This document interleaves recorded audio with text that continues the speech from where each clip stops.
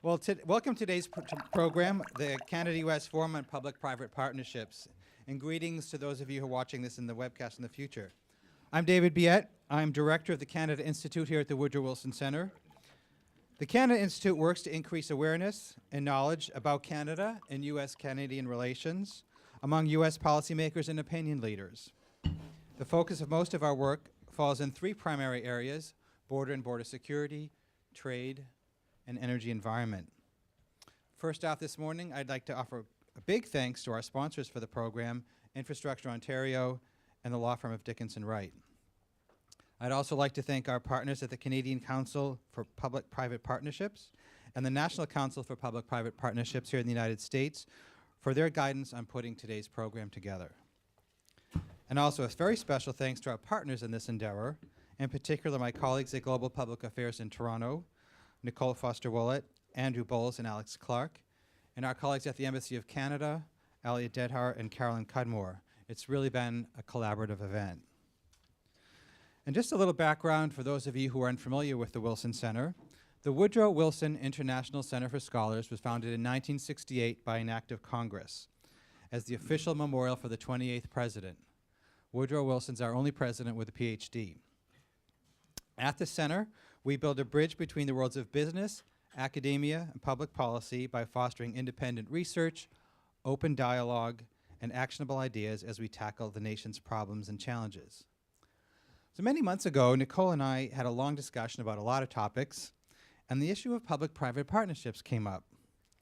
While I know there have been many P3 projects in the United States, I was intrigued with some of the successful politics in Canada surrounding the variety of projects they had done there. I'm an amateur in this, you guys are the professionals, but even from my position, I could see that replacement of our critical infrastructure was lagging, and constraints on the public purse are forcing us to explore new methods of financing these infrastructure challenges. But what is it about Canada's P3 model that makes it successful? How did Canada overcome politics and bureaucratic inertia to make it all work? So subsequent conversations with my embassy colleagues showed significant interest there on Canada-U.S. P3 cooperation. So we've joined forces to explore this issue that's so important for governments and their private sector partners. We'll be looking at the political challenges today, how things work in the United States, opportunities with international financial institutions this afternoon, and opportunities in the Virginia, Maryland, District of Columbia area. So I have a little bit of housekeeping. Today's program is being filmed for webcast, so please use a microphone when speaking and turn your tent cards on its side so the moderators can see when you want to speak. The emergency exit, should we need it, is out the door to the left past the washrooms. And I would encourage all of you to be provocative, ask questions, really actively participate, because that's what's going to make the program really good. And now, over to Nicole. Thank you. Thank you, David. At Global Public Affairs, we're really quite proud of our working relationship with the Wilson Center's Canada Institute and David in particular.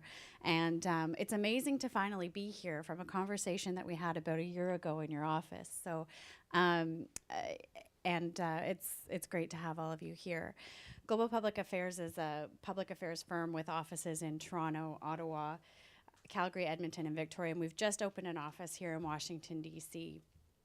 And as public affairs specialists, we like to think we've got our finger on the pulse of what's going on in terms of the public policy beat. And P3s really are a hot topic in terms of public discussion in Canada. And as we talk more and more, it's really something that seems to be picking up steam around the world.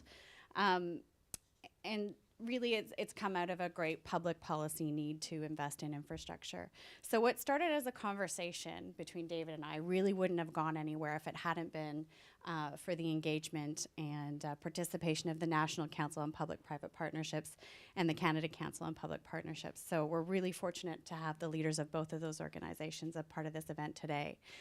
Most of what I learned about P3s, I learned from my colleague David Kaplan, who's Ontario's former Minister of Infrastructure Renewal. But the rest of it I really learned from Mark Romov, who's facilitating this morning's first panel, and he's President and CEO of the Canadian Council for Public-Private Partnerships. And at the CCPPP, Mark really must be putting his skills he learned as a former diplomat to use, because he, as well as Richard, managed both public and private sector members, which is pretty unique for an industry or association. And during his mandate, Mark's put a lot of effort into working with the international P3 community and sharing Canada's best practices and then bringing what he's learned from other markets back to Canada.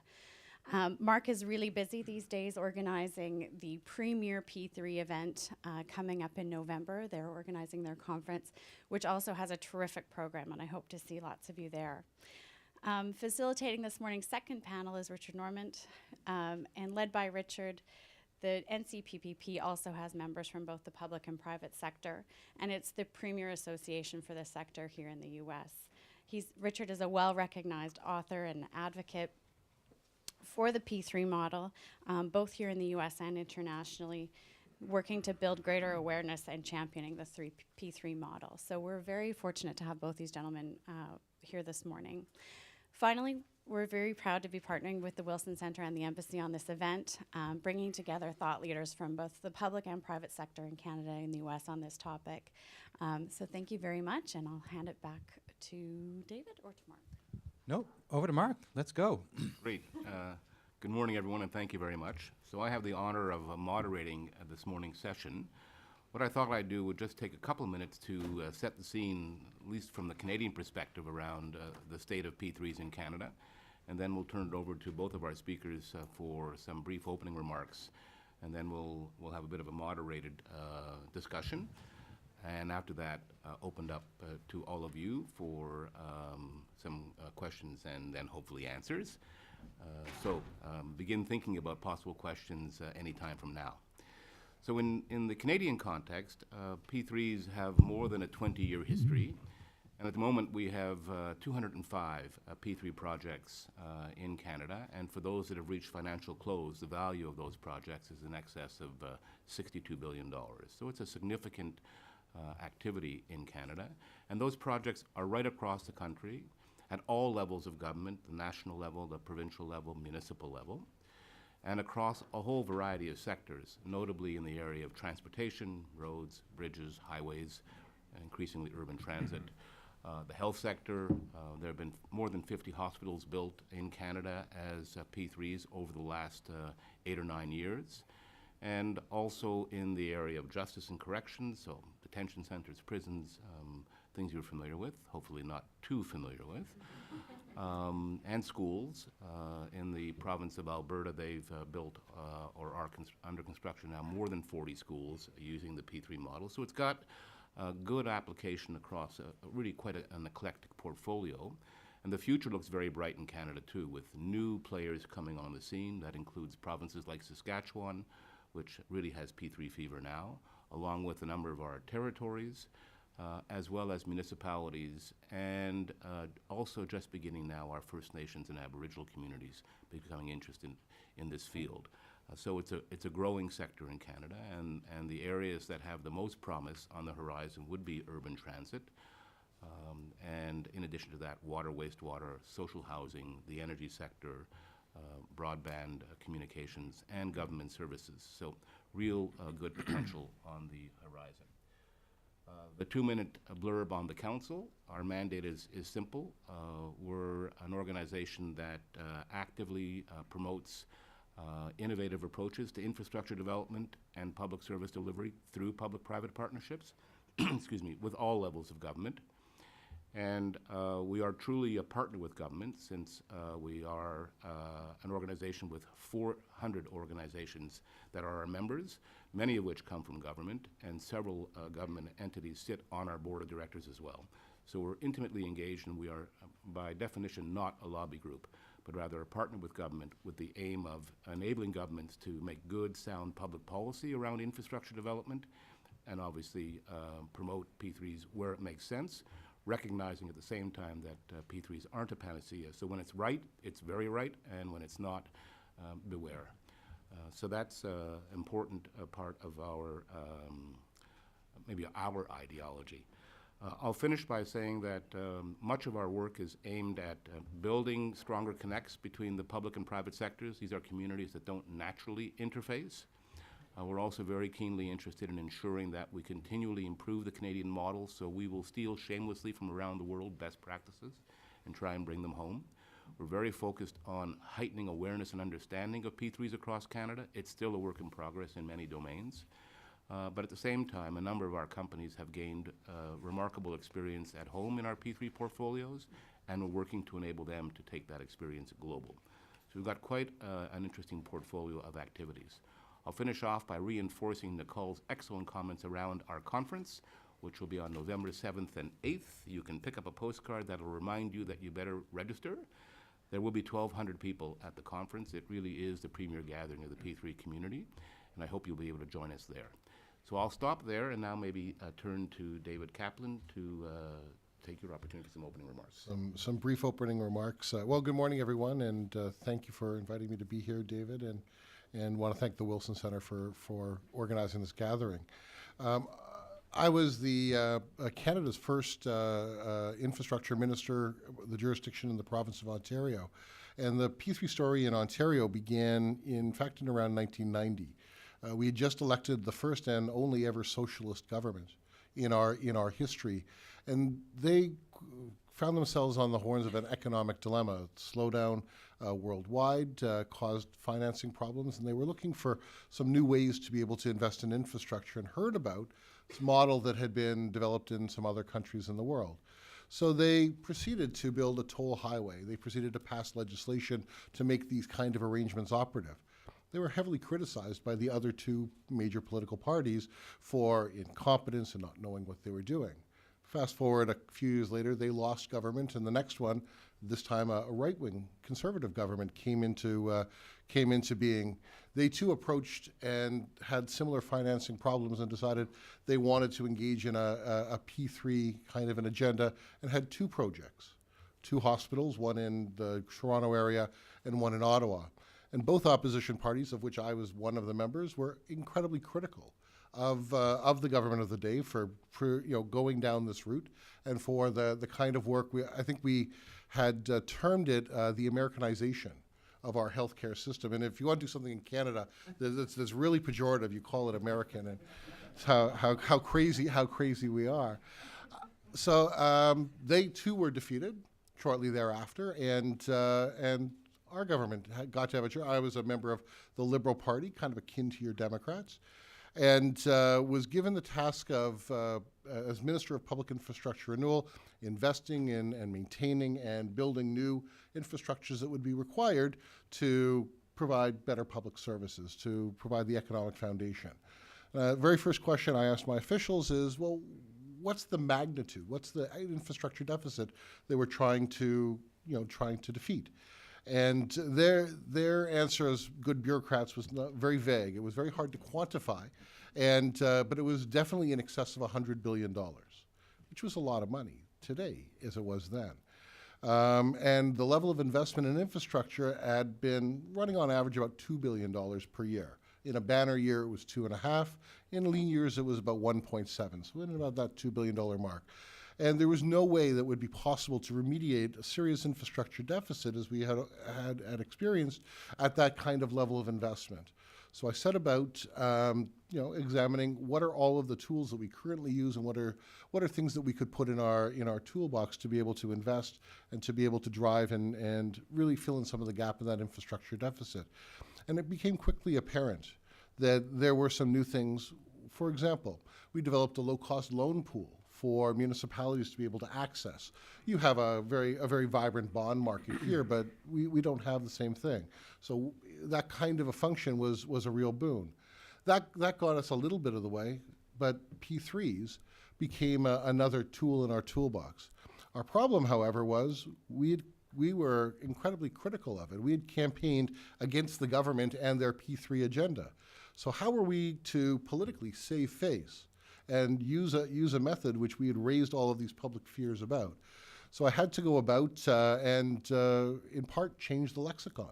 The first thing we did was we asked Ipsos Reid to do some public opinion research. Where was the public in all of this?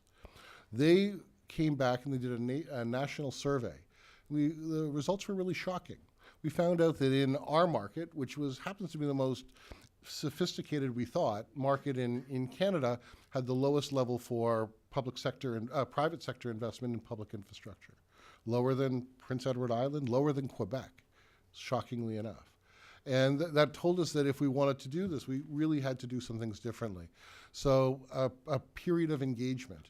And as I said, changing the lexicon. Our model became AFP. My instructions were that I wanted to find the most boring term possible to be able to describe this and to really turn the temperature down.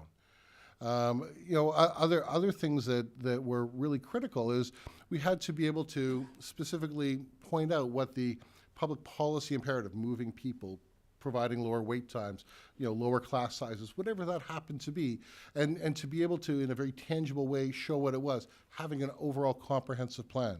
So we developed, I developed what was called then Renew Ontario, which was the first attempt ever at a long-term infrastructure plan. It lasted for 5 years.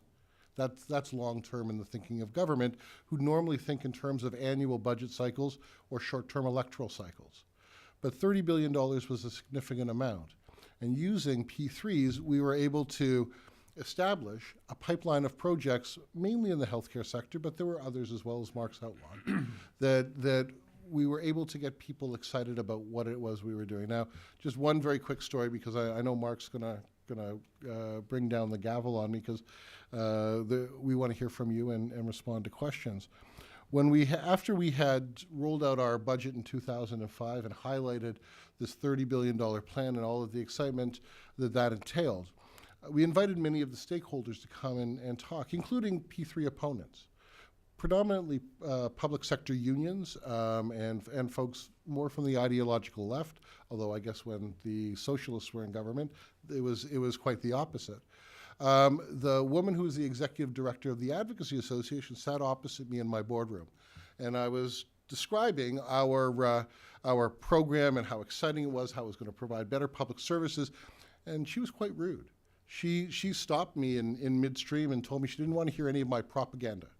All she wanted to know was how many of those P3 projects I was going to do.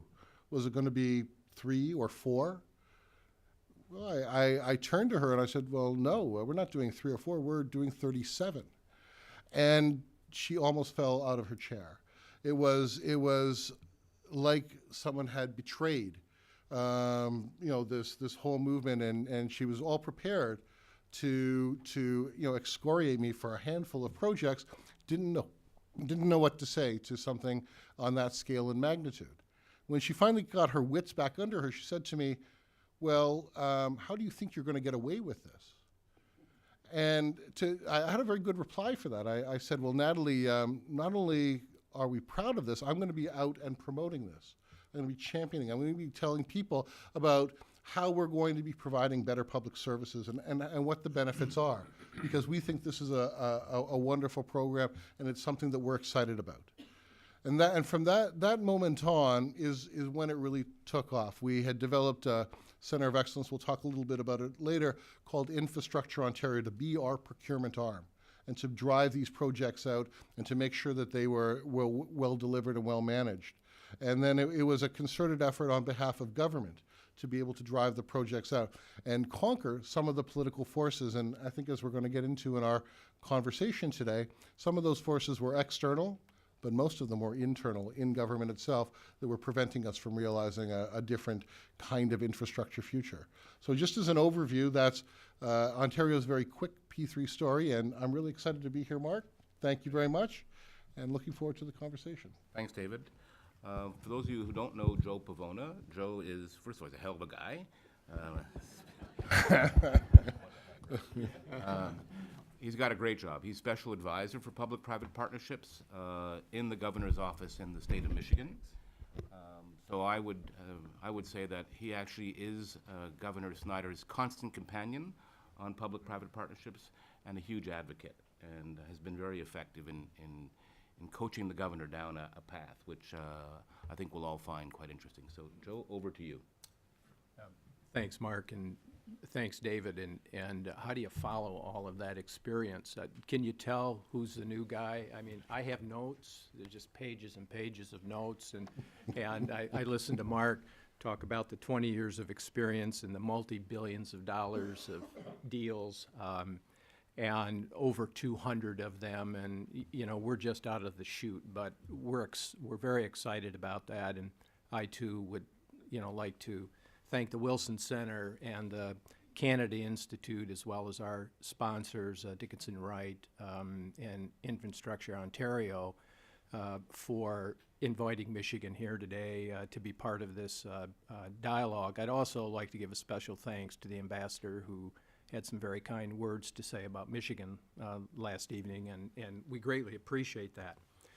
But P3s in Michigan is more than just about a project, and I think David just alluded to that in his kind of closing comment. It's about a business model, and it's about delivering better services and better value for money for our customers.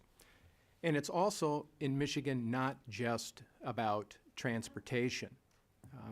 It's also about looking across all asset classes. And in addition to projects in transportation, we're looking at such things like parking. We're looking at water and wastewater. We're looking at schools as some example. Additionally, recently, we released a market sounding for 4 transportation projects. And I think there's an important message that we're trying to deliver here. And that message is that invest in Michigan. We recognize that when project teams come together and formulate proposals to submit, that there is extensive work and resources that are dedicated to doing that. And so by coming out with 4, our message here is that we're developing a pipeline process. If you don't secure the first, maybe you'll get the second. And if you don't get the second, maybe you'll get the third.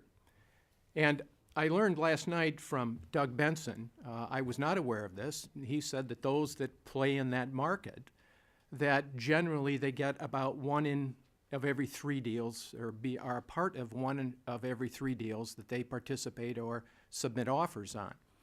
And so that is the message that we're very deliberately and consciously trying to get out to the market.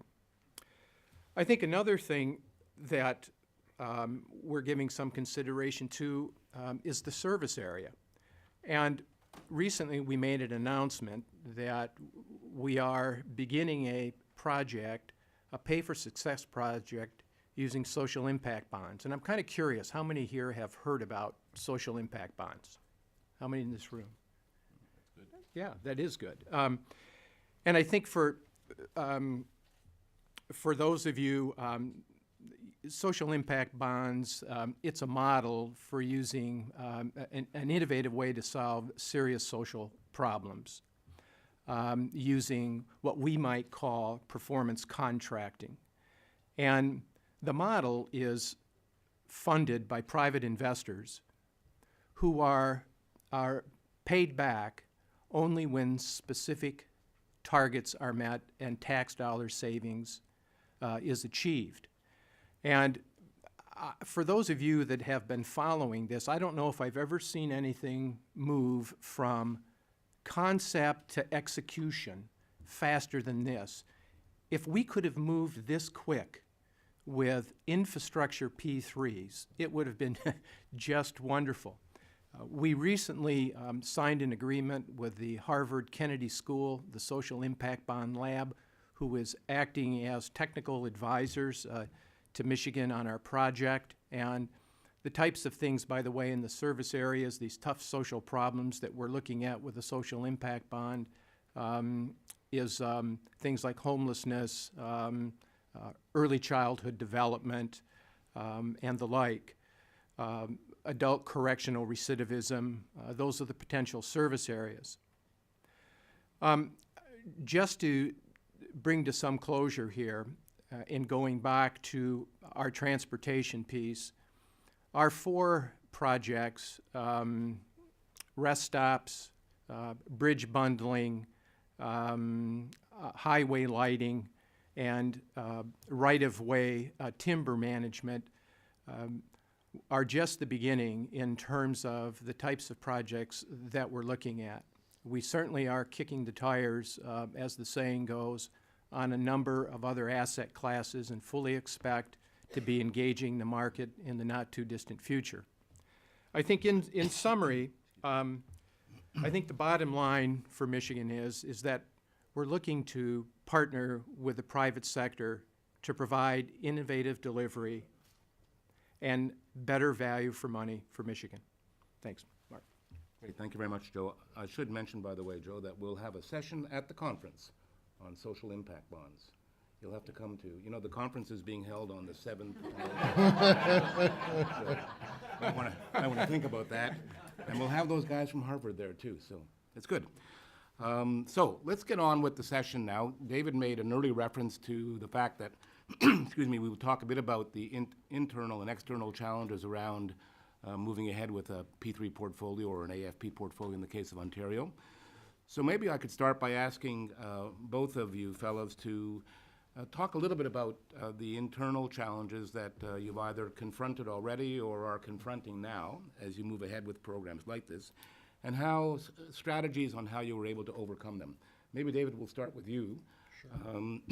But Joe, get ready. So internal meant for us, there were two sort of subgroups. One was on the political side, the other was on the public service, on the bureaucratic side. When I took our program to our caucus, I was accused of being a closet Republican, that somehow this was a bad thing, that I had betrayed whatever principles that we had previously espoused.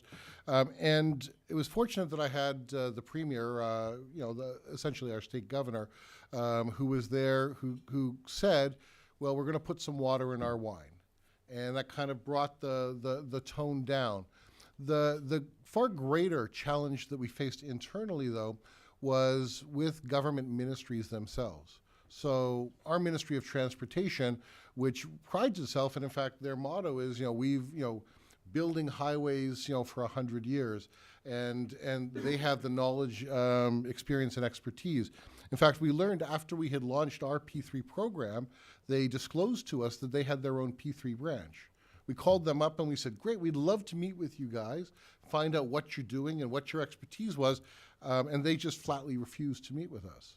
The government is, for anybody who's inside, it is not some kind of everyone's on the same track, a harmonious machine. There is a lot of rivalry and a lot of competition within government itself.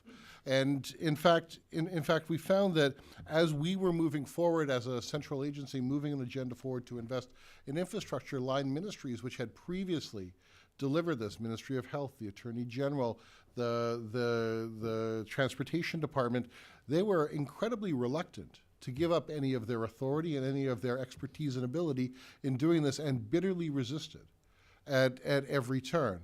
In order to counter that, I did a couple of things.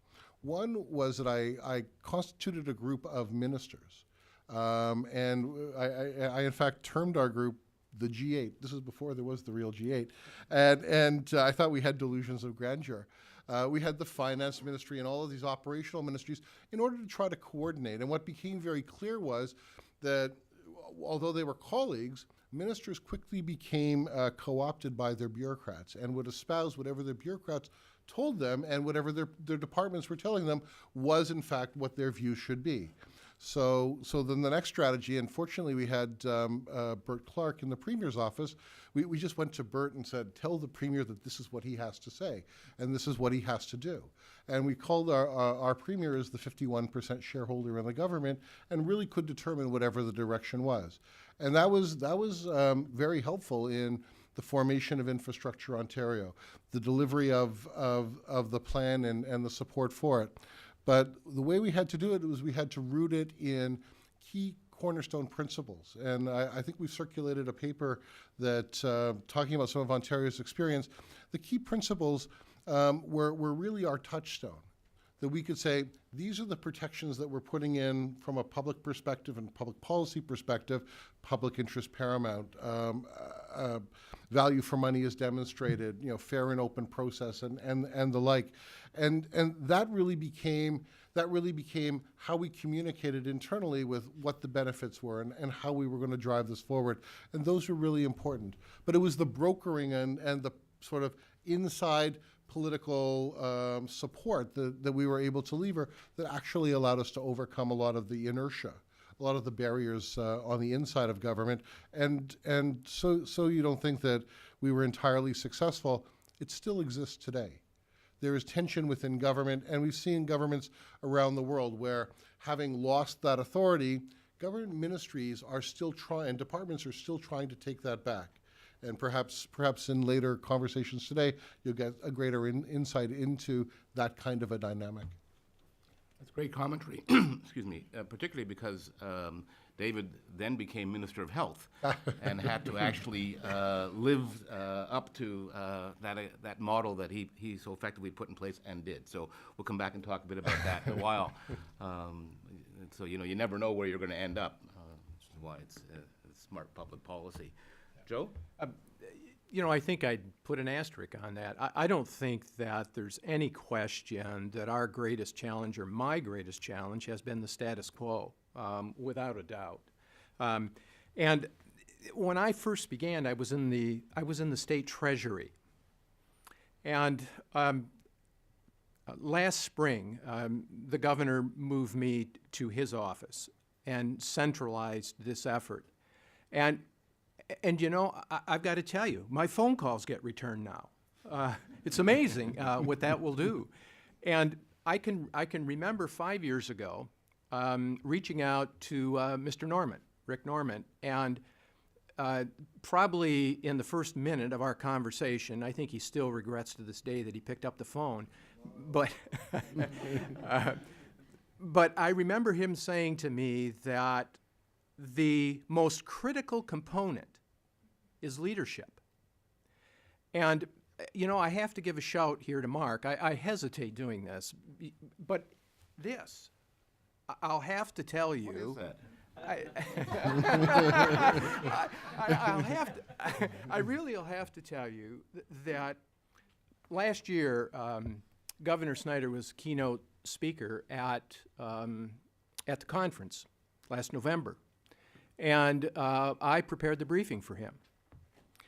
And I think that his attendance there really reinforced exactly what he wanted to do and what he believed needed to be done. I don't think he really realized the energy that would be in the room, that the interest that would be in the room, and that there would be 1,200 sets of eyes looking at him and listening to what Michigan wanted to do. And I really believed that it was a reinforcing opportunity for us. And to complete the story, I received a phone call that said, be in my office tomorrow morning, which was Tuesday, and the meeting occurred on a Monday. So it's really my way, I think, of enforcing that the status quo is really about the largest obstacle that we've had to overcome. And certainly some of my best friends have made wonderful careers out of supporting the status quo. Our transportation agency is probably way ahead of the curve. Our transportation director, Kirk Steidel, and his team are certainly way ahead of the curve, and I am actually standing on their shoulders, I think, to try and illustrate some of the innovative stuff that can be done with the model. And maybe just to give one final snippet of information here, in trying to move the status quo, I mentioned that one of our projects in the transportation industry was right-of-way timber.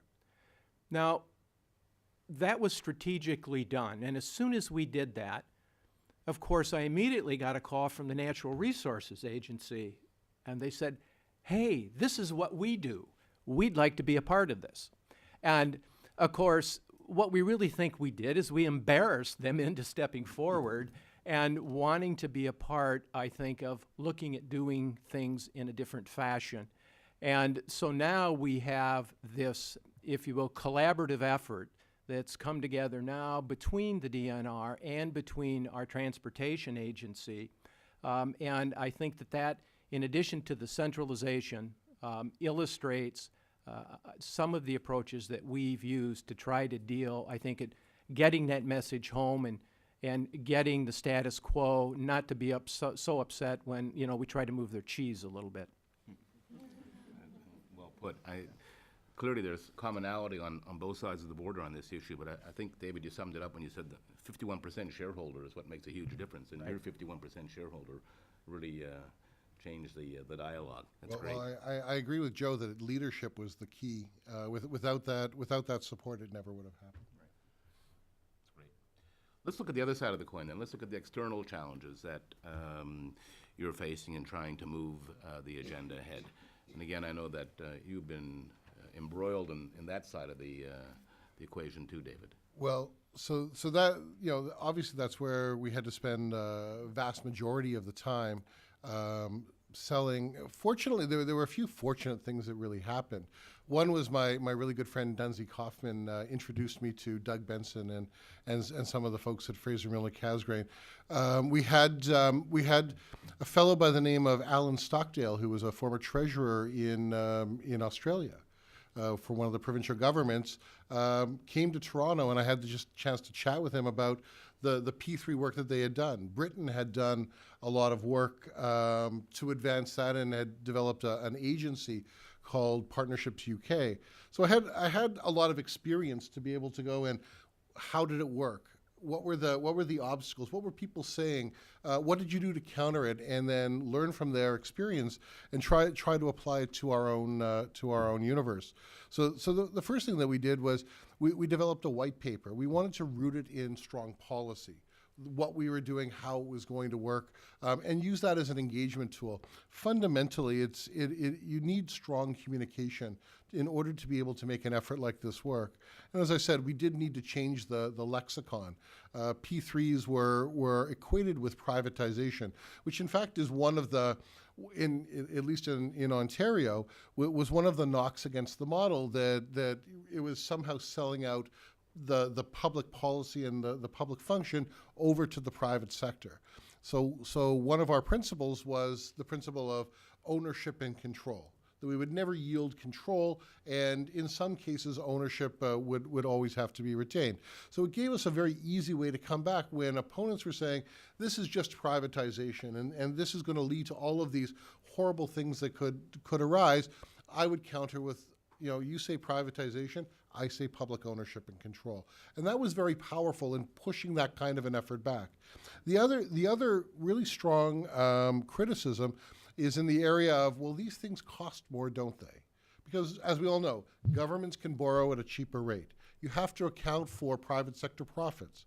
There's also a lot of these transactional costs, because these are very legally intensive documents that you sign, and everyone is putting together, both on the private and on the public side, a lot of advisory and expertise in order to be able to manage contracts. So when you add up all those additional costs, these cost more than if you do it in a traditional public works model. So in order to counter that, we used a tool called value for money audits, value for money reports, where I committed to my colleagues and to the public that we will provide you with an apples to apples comparison. If we were to finance and deliver this project in a traditional model and using an alternatively financed model. And we will definitively prove to you that you are getting better value for money on an apples-to-apples comparison. And this was a really strong and key principle in order to push back some of that external opposition of it costs more. Well, it costs more. No, you were getting better value for money. And we couldn't have a 5-minute, as I've just provided to you, explanation. It had to be succinct, and it had to be something that could be easily communicated. And those were the two greatest factors, I think. I mean, obviously a lot more, but those were the two greatest factors when it came to dealing with the external challenges. You've raised some good points there, because those are the sort of typical myths around P3s. And and very popular arguments that are often presented against P3s, particularly by the public sector unions. Yes. And that's a very effective response.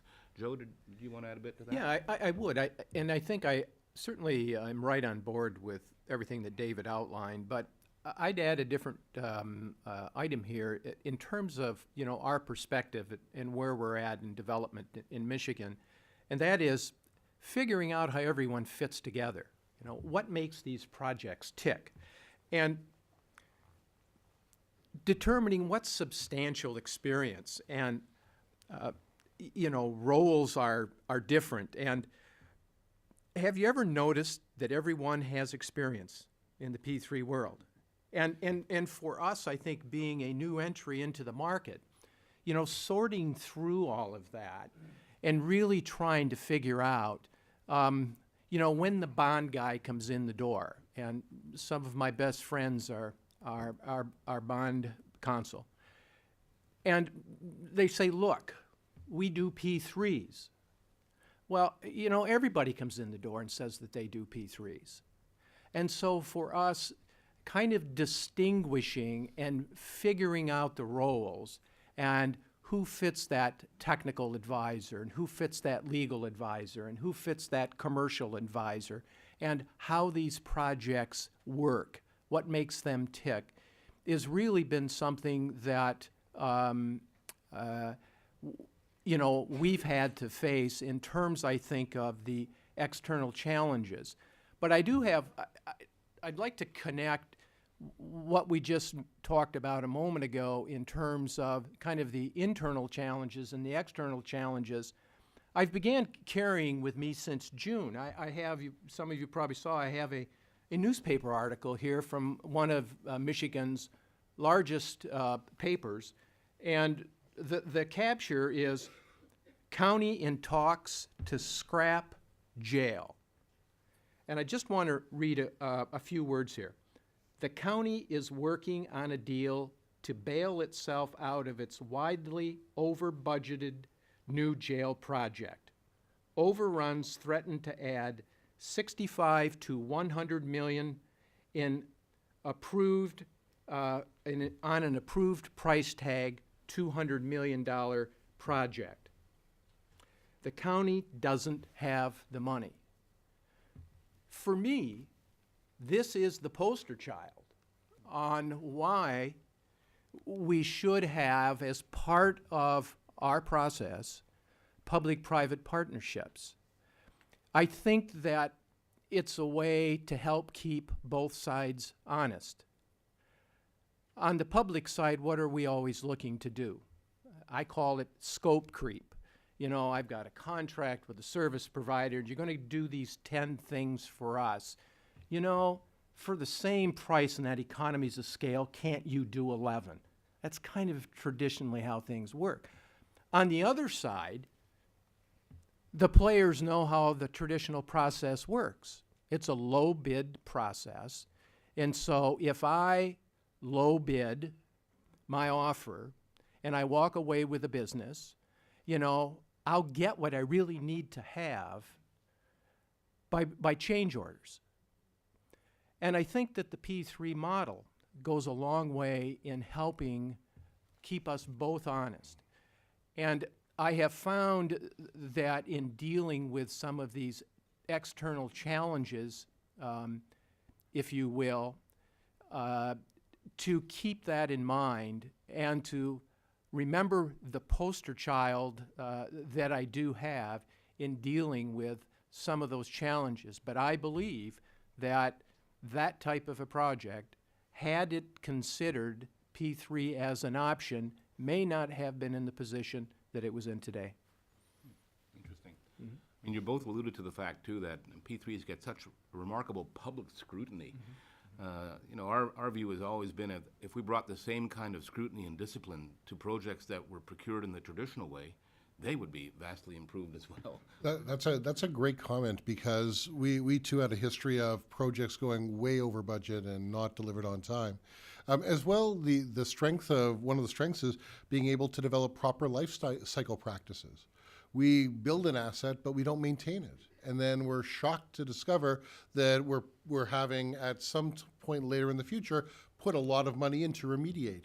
The strength of the contract here is that we know what we have with the asset. It's maintained over the life cycle of the asset, and we get the greatest value and use out of it. So it's not simply for financing reasons. There's a lot of other. We get innovation in design, but we get the risk transfer mechanism that's incredibly powerful. And this is all part of how we communicate the value of P3s to a perhaps skeptical public, to opposition, and to our internal stakeholders as well. Right. And what goes first in tight budget times? Maintenance. Well, exactly. I mean, that's It's the first thing we all look at. It's the first thing that goes. And so I agree in terms of creating the discipline. yeah.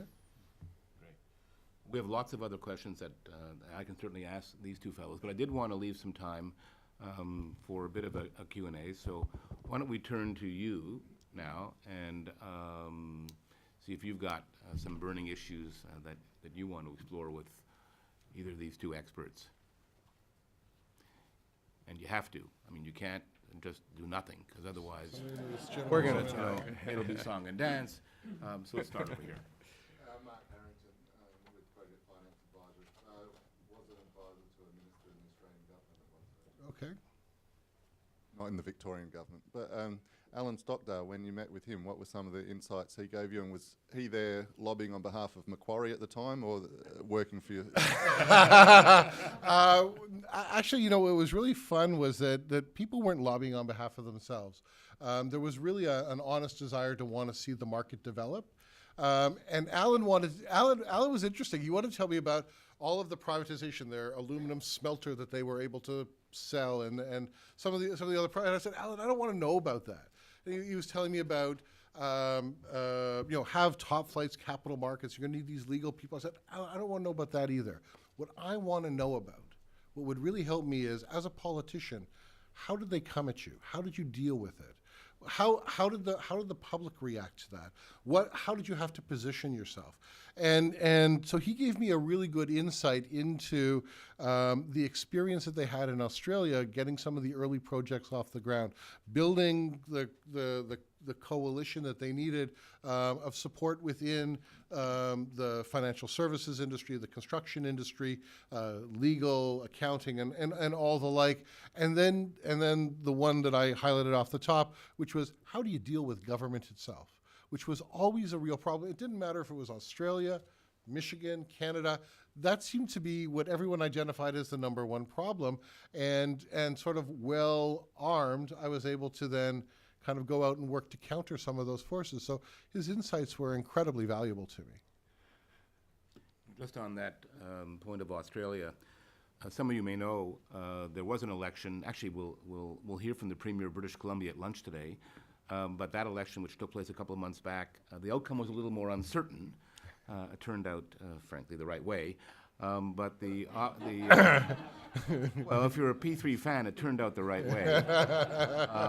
But the Socialist Party, the NDP, was looking very strong, and so as part of our own sort of effort to educate that potential leader, we brought in Steve Bracks, who was a former premier.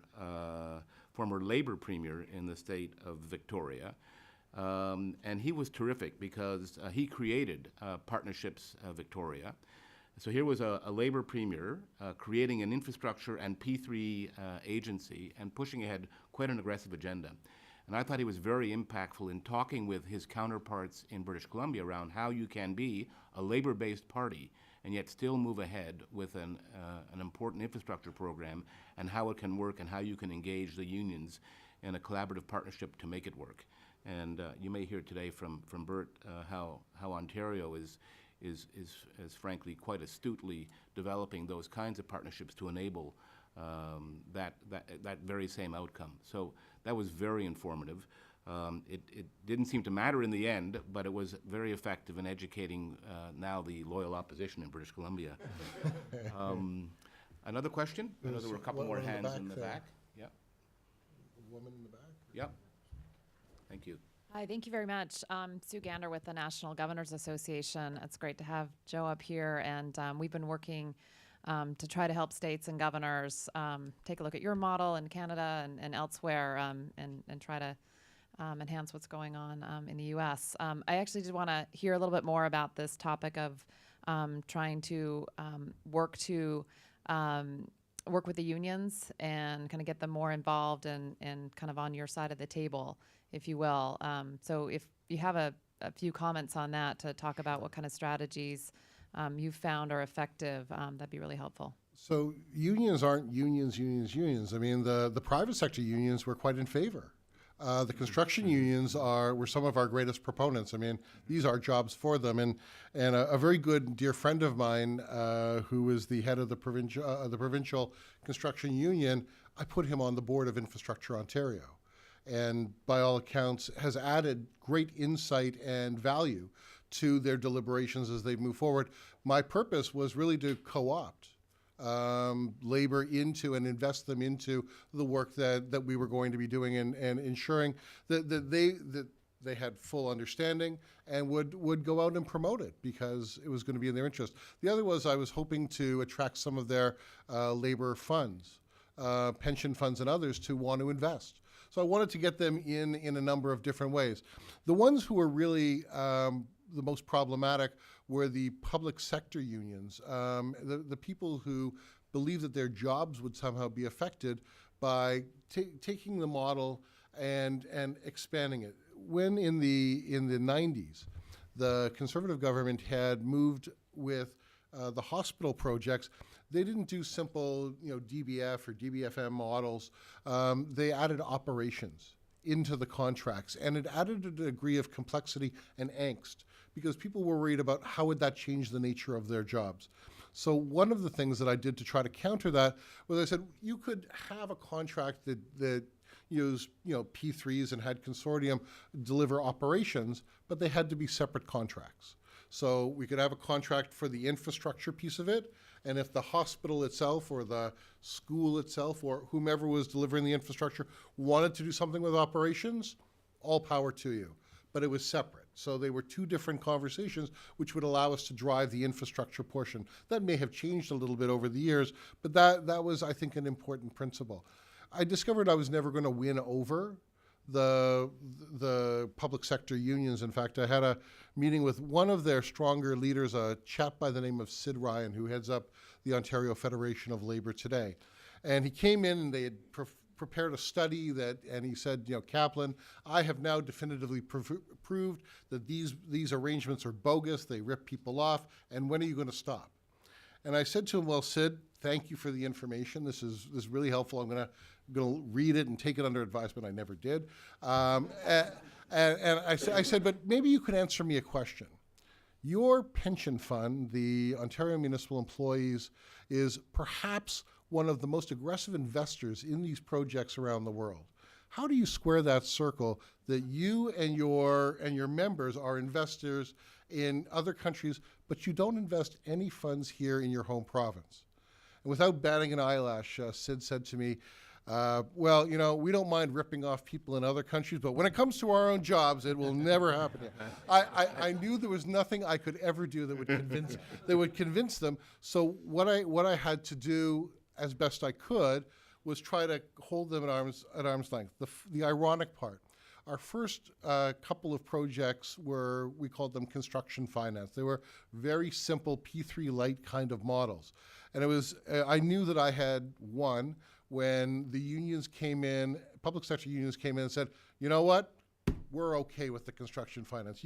So I knew if I could get them to move a little bit, that we could win in the public realm and the public battle. One other comment. The largest circulated newspaper in Canada is the Toronto Star. It's quite ideologically left, and they had editorially taken a position against P3s. I have a lot of friends, being a good liberal, I have a lot of friends at the Toronto Star, and got a very rough reception when I went to meet their editorial board and to meet folks there to sell the model.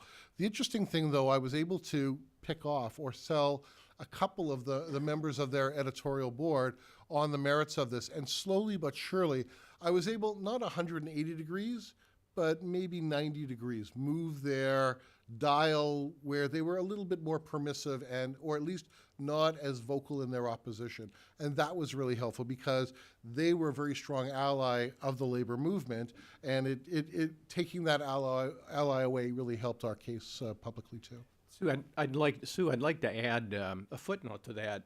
Based on where we're at, we're also seeing that I certainly agree with David in terms of the public unions, and I think, you know, trying to illustrate that this is about creating jobs as well as saving jobs. What we're finding on the private side with the contractors is that they're very uneasy. One of our proposed projects, a bridge bundling project, I think most of you know that if you really want to attract the major players in the globe or around the globe on a project, certainly you'd like to hit that $400 million level. And, you know, perhaps, you know, depending on individual projects, some may drop to 250 or 3.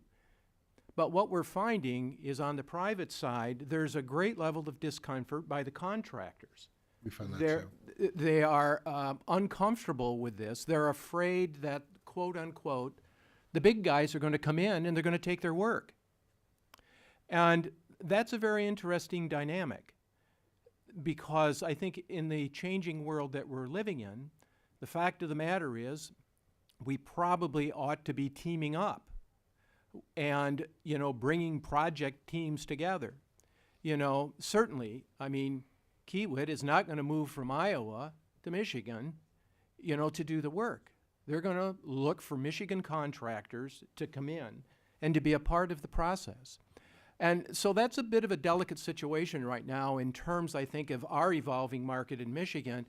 And I think the key for us is that we're trying to work through our stakeholders and not around them. Great. Joe, I'd just like to follow up on that if I can for a second. This isn't a question, but certainly in Ontario, and David, I think you can fill in a little bit on this. Part of the reason for bringing in the design build finance deals and using them perhaps on some smaller projects was to encourage opportunities for the domestic. Part of the reason for bringing in the design build, is that one working? Yes? Okay. Structure was to create opportunities for smaller domestic contractors to get in on transactions. And in my experience watching even on the larger deals, the P3 structure and the introduction into the market has been fabulous for Canadian contractors because they do partner up on the larger transactions. There's lots of knowledge transfer, they gain experience, and you know, the project management aspects and the bonding capacity that the larger international contractors can bring into the market turns out being a huge benefit for your smaller domestic contractors. And I think Canada has definitely proved that there is little, in fact nothing, for the domestic contractors to fear and much for them to gain. So again, I think if you actually look at what's happened in different markets, that's a message that's worth bringing out into the market here. As Joe first noted, the local contractors at first had some angst. I mean, I think it was really just unfamiliarity. We're used to doing business in a particular way, and then questions of competition. But our market historically had been dominated by two large construction firms. And what we really wanted to do was add a degree and an element of competition. My belief was that the public sector would achieve its best value and its best deal if it could have a competitive tension between a number of bidders.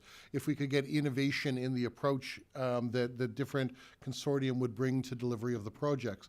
But of course, the work would be done by local people. That was actually one of the challenges. When we put our $30 billion plan together, we had to estimate what the relative construction capacity was of different markets, so that we didn't over-represent or outstrip the ability of us to be able to deliver.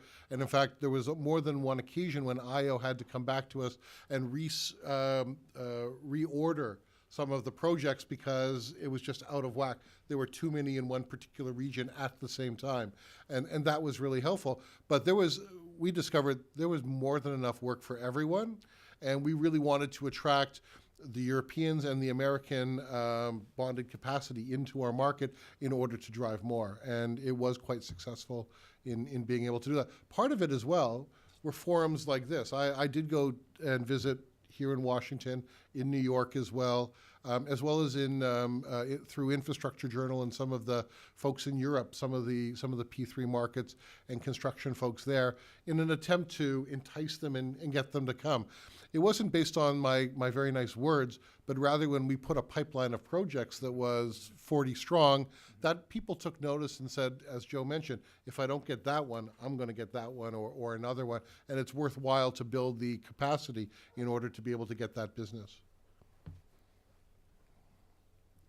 I just have an observation with a question. I'm Jose Luis Moscovich with Project Finance Advisory. My experience with P3 World comes from having led the Presidio Parkway P3 project as the executive director of the San Francisco Transportation Authority. So I'm having deja vu about all of the union stuff and one of the observations I would make is that what's really interesting about P3s is the flexibility that they add to the picture. To a picture that is essentially ossified with jurisdictional fights and entitlements and so on. And so I don't think we need, in order to sell P3 as a concept, to buy into this all or nothing dichotomy. There is enough opportunity to go around. You know, our evaluation of value for money showed that Caltrans's own data demonstrated that smaller projects were a better fit for the traditional way of delivering, you know, the $50 million highway interchange, you know. But when you get into something really complex, with a lot of management challenges, with a lot of interfaces between contractors and subcontractors and permitting agencies and so on, that's where the quote-unquote higher cost, transactional cost of a P3 project is really justified. So this doomsday scenario where all of the unions are threatened and all of the projects and all of the contractors are going to be left without work is completely unrealistic. You wind up with, if you're lucky, with a portfolio of projects that truly merit being dealt with through P3, and the rest continues to be business as usual, and that's just a matter of fit. And the same is true about the involvement of the unions. I mean, we felt that although we weren't successful in pushing that we could have incorporated the state engineers into the process of designing and building this project very successfully, and it would have had a major impact on their ability to see the world differently and contribute more, and the project would have been more successful too. But they flatly refused to even participate because of that need to have it be either black or white. Mark, I think that's a really good point that you've made. I think oftentimes there's this feeling that we're going to turn the world over on its head or upside down. And the fact of the matter is, I think we all know that if we look across procurement lines, 15, 20% of procurements, are done as true P3s. Everybody likes to use that phrase P3 or public-private partnerships, for everything. But I think what we're talking about in this room is 15 or 20%. And I think that's an important message that gets lost. And I also think there's one other thing that gets lost, and that is I still believe that one of the most important words in our language is a four-letter word called jobs. And I think there's a failure to not talk enough about the economic development piece, and I know I may be going in a different direction here, Mark, but I don't think that we talk about that economic development piece enough. I don't think that we're connecting those dots, that in addition to the fact that it's only 15 or 20% of the procurements, but when you look at the impact, when AASHTO, for example, estimates that for every $1 billion in infrastructure spending, that it creates 10,000 jobs, and it goes as high as 18,000 jobs if you're looking at the buildings construction industry, and that every dollar creates a $5.83 impact on the economy. I think that's also a very important and critical component to the message that needs to be delivered. But I think that's a great point. Mark had mentioned that for my sins in infrastructure, I was made the health minister in my next posting. And the first thing that I did was I asked to meet the director of the capital branch of the Ministry of Health, because he'd given us just a devil of a time as we were driving the health projects out. The odd part was, you'll find ironic because this never happens, he quit the ministry in order not to meet me. He quit. He wouldn't, and it wasn't that he quit the ministry, he quit government. So it was really somewhat ironic, but I don't know what that adds other than a little bit of inside color. And the measure of your impact. One down, 20,000 to go. So one last question, David, if we could. Michael, did you have a question? Let's wait for the microphone.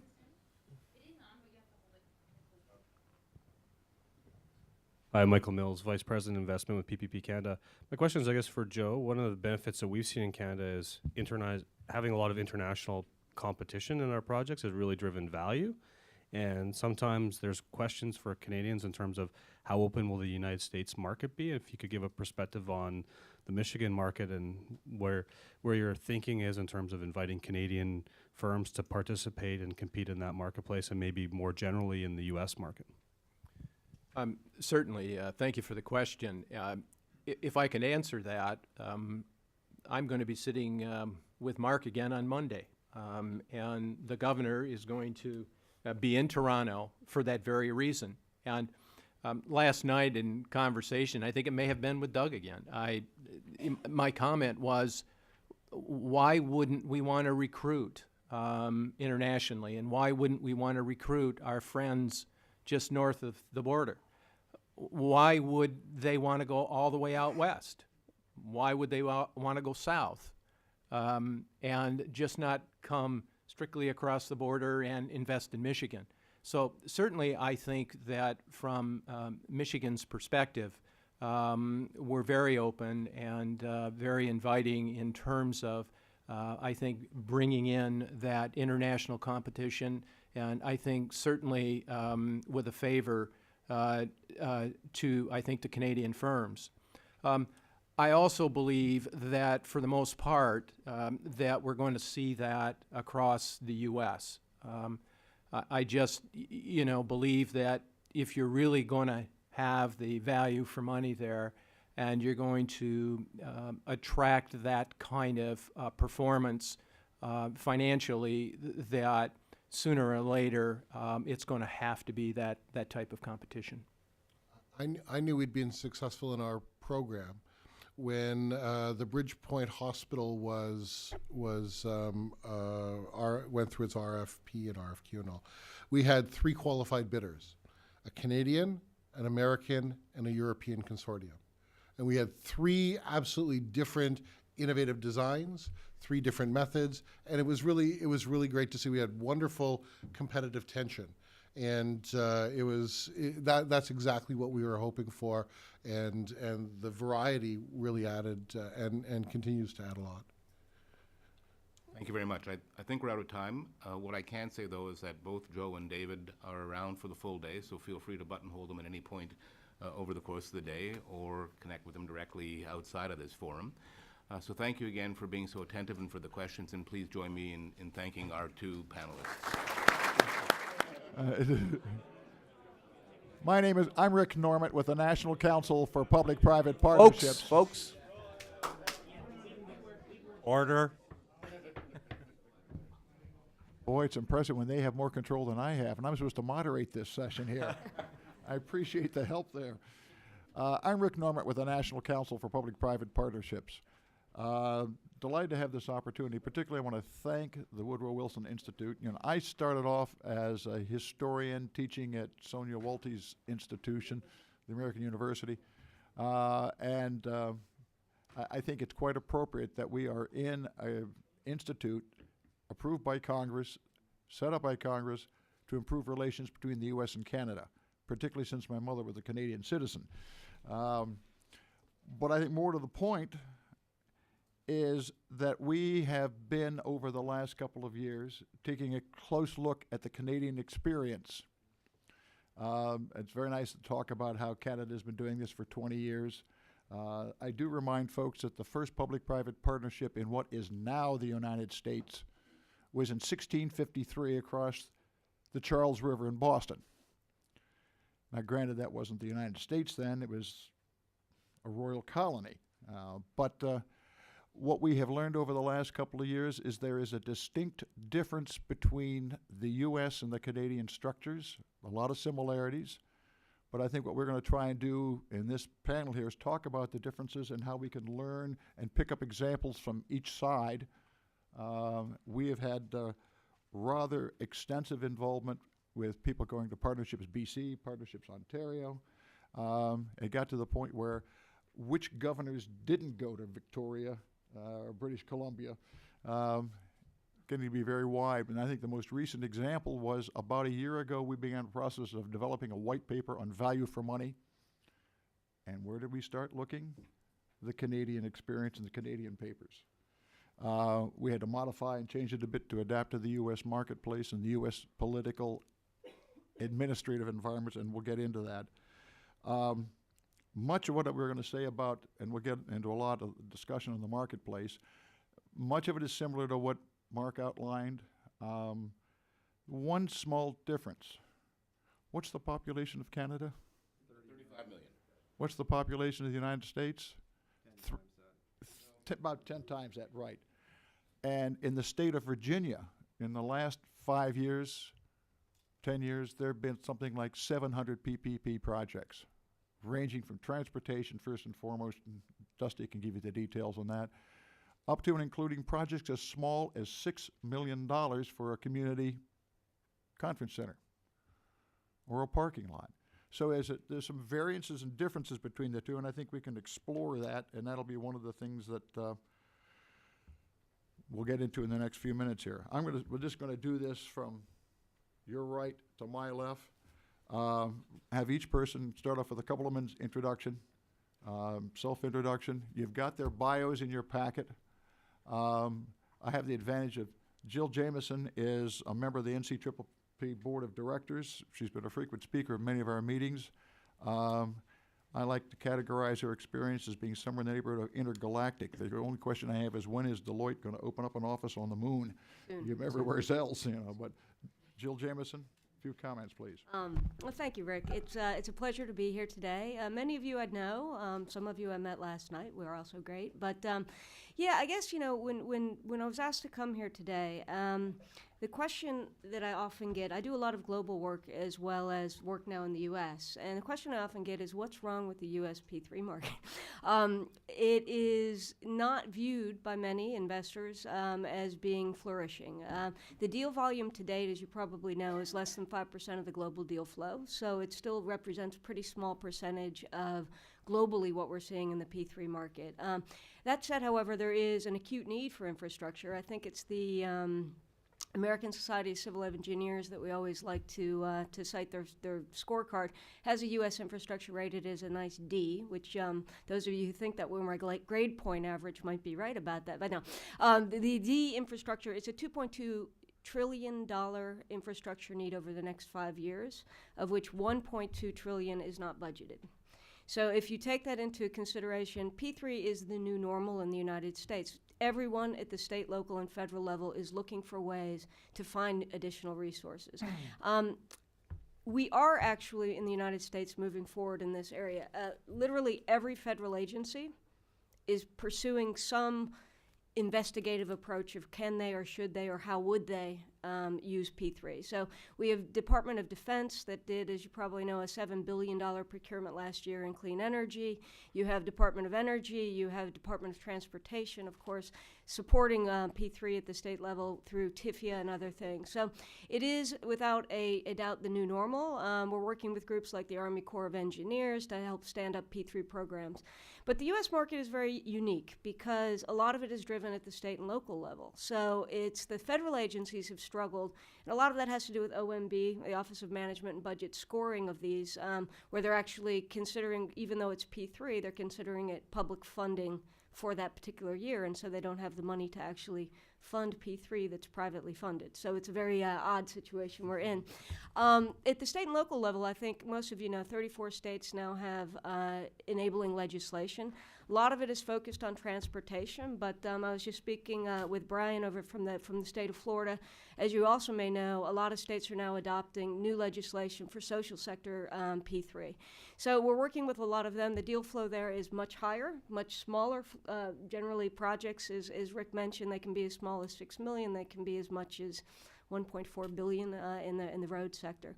But each sector is very unique as well. So transportation, I think generally people would say in the road sector, the U.S. is actually starting to move along nicely. We have people who worked on Presidio and others that can talk about that. But if you look at airports, we're abysmal, right? So Puerto Rico, thank you, we needed that. But the FAA only has a 6 airport privatization scheme or PPP scheme. Midway, as we all know, recently failed again. So we're not doing it in all the subsectors and all the sectors. The water sector, I think we are at the federal level without any P3, but with potential. Drinking water, we have some great wastewater treatment facilities out in Santa Paula. Santa Paula is a very good example of a recent DBFOM that's come up with very concrete savings for the city there. Water treatment. The other thing I would say is, in defense, we're also looking at Customs and Border Patrol in terms of putting facilities in. So it's a ball that's beginning it's a snowball that's beginning to grow. But I do think that there's a bit of cultural resistance, as we heard before. I'll finish because I know these guys want to get into this, but this is not, politically, it's not a red issue and it's not a blue issue, as we like to paint America. Whether you're for fiscal austerity measures or whether you're for fiscal stimulus measures, this hits both parties. So we have had bipartisan support. But at the cultural level, in terms of people fearing that they might lose their jobs or that this isn't the way we've often done it, there is a bit of a resistance, and we're trying to help push through that. So I'll just leave it at that, and I'm looking forward to it. So we've done 30 projects in Ontario over the last 7 years, $5.5 billion worth of construction, and we've had one project come in over budget by $100,000. So as David was saying earlier on, that was not the track record of Ontario 10 years ago. It wasn't frankly the track record of any of the jurisdictions in Canada 10 years ago. That simply wouldn't have happened had we continued to deliver projects in a traditional fashion. So for me, the fact that there continues to be any debate about whether whether these things work is a bit absurd. They do work, and we have a very long list of projects to that effect. I think the reason over the last 30 or 40 years there hasn't been an investment in infrastructure by governments is because projects went so badly.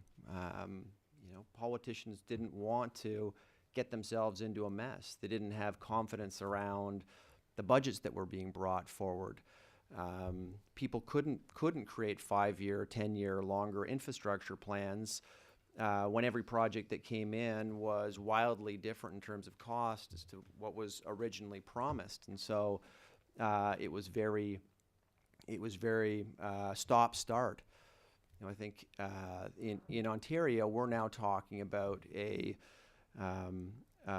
mammoth infrastructure investment in public transit, and it's inconceivable that the government would be talking about something like that had we not done what we did in hospitals over the last 7 years, and it come in on time, on budget. 20 years ago, we were building nuclear facilities, and I'm not sure whether it's 100 or 200 or 300% over. All I know is that on my electricity bill, there continues to be a charge called the stranded debt charge, and that reflects, a major screw up 20 years ago on projects. Everyone gets once a month a bill to remind them of that. And so the fact that people still debate, well, do P3s work? As I say, I always find it astounding. We're now able to, governments can, the government of Ontario can credibly talk about having an ambitious public transit plan because of the last 7 years. I'd say one of my cautions is we have to be careful though that we don't oversell that or missell it. I mean, I'm not sure you can oversell that kind of track record, but you have to be careful not to missell it. We're going to pay for all of those hospitals. There was no magical money that arrived from pension funds or banks. If they're going to put money into a public asset, they want it back with a return. And so I always get a little nervous when the argument for P3s is around, well, governments need to do this, and because they're running deficits and there's too much debt already. For a hospital, school, a prison, a jail, the government's paying for that directly. Either up front or over time. There's no external source of revenue for that. So I think in launching a program and in talking about a program, people have to be very careful about what it is P3s do. They're incredibly effective at on-time, on-budget delivery, transfer of risk around the condition of the asset over the life. But if people start to talk about it as some, as I say, magical source of money that's going to help deal with deficits, eventually the truth comes out and you undercut the whole model. I know we've got a bunch of stuff to talk about, but that's Infrastructure Ontario. We're 7 years old. We now have 500 employees. We've done 30 projects. We've had 87 projects assigned to us.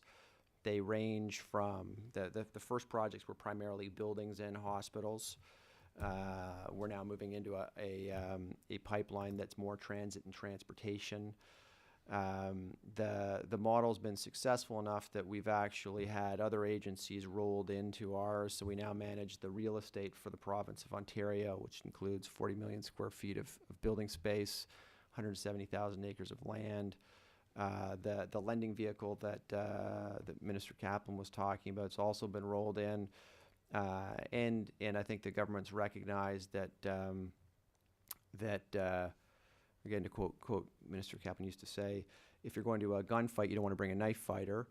That the government's actually assembled a group of gunfighters here, and they often deal with complex commercial transactions that have nothing to do with infrastructure, nothing to do with real estate.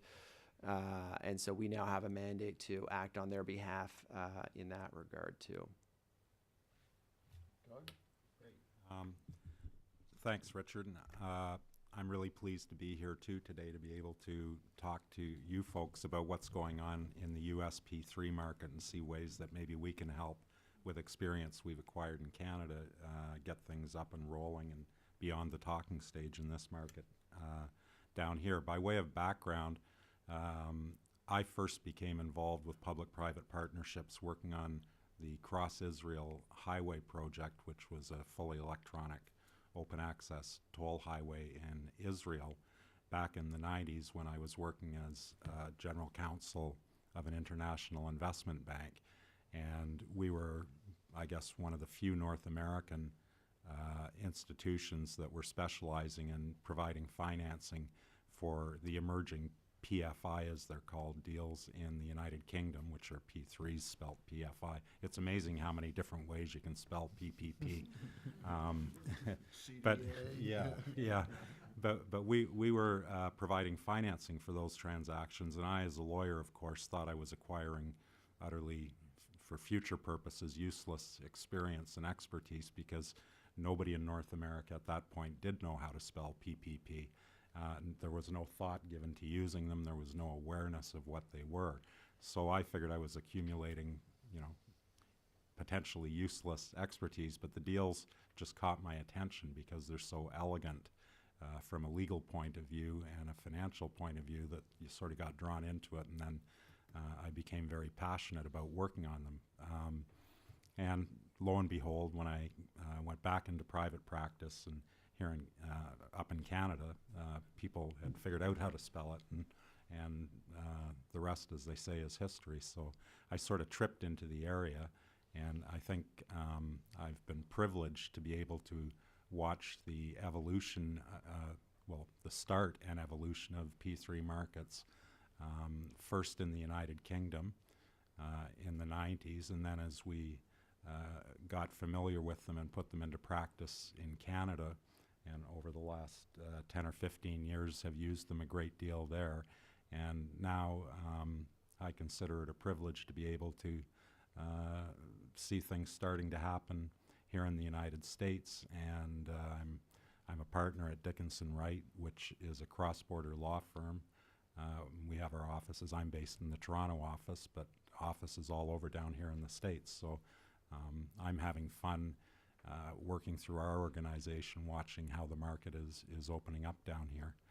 So I don't want to spend too much time either because we want to go through things. I did prepare a PowerPoint presentation, and if it's okay with everybody, maybe I'll just run through the slides. I've listed, sort of in Letterman-style fashion, my top 10s of what I would consider to be valuable lessons learned for folks in the position that you're in the United States, of wanting to go forward with it and not sort of repeat errors or fail to take advantage of knowledge from other areas. So the PowerPoint, I think, is going to be put on a website, but I'm not going to go through and comment on all the points because I think it's more important to get some feedback going. So I'll just roll on with that.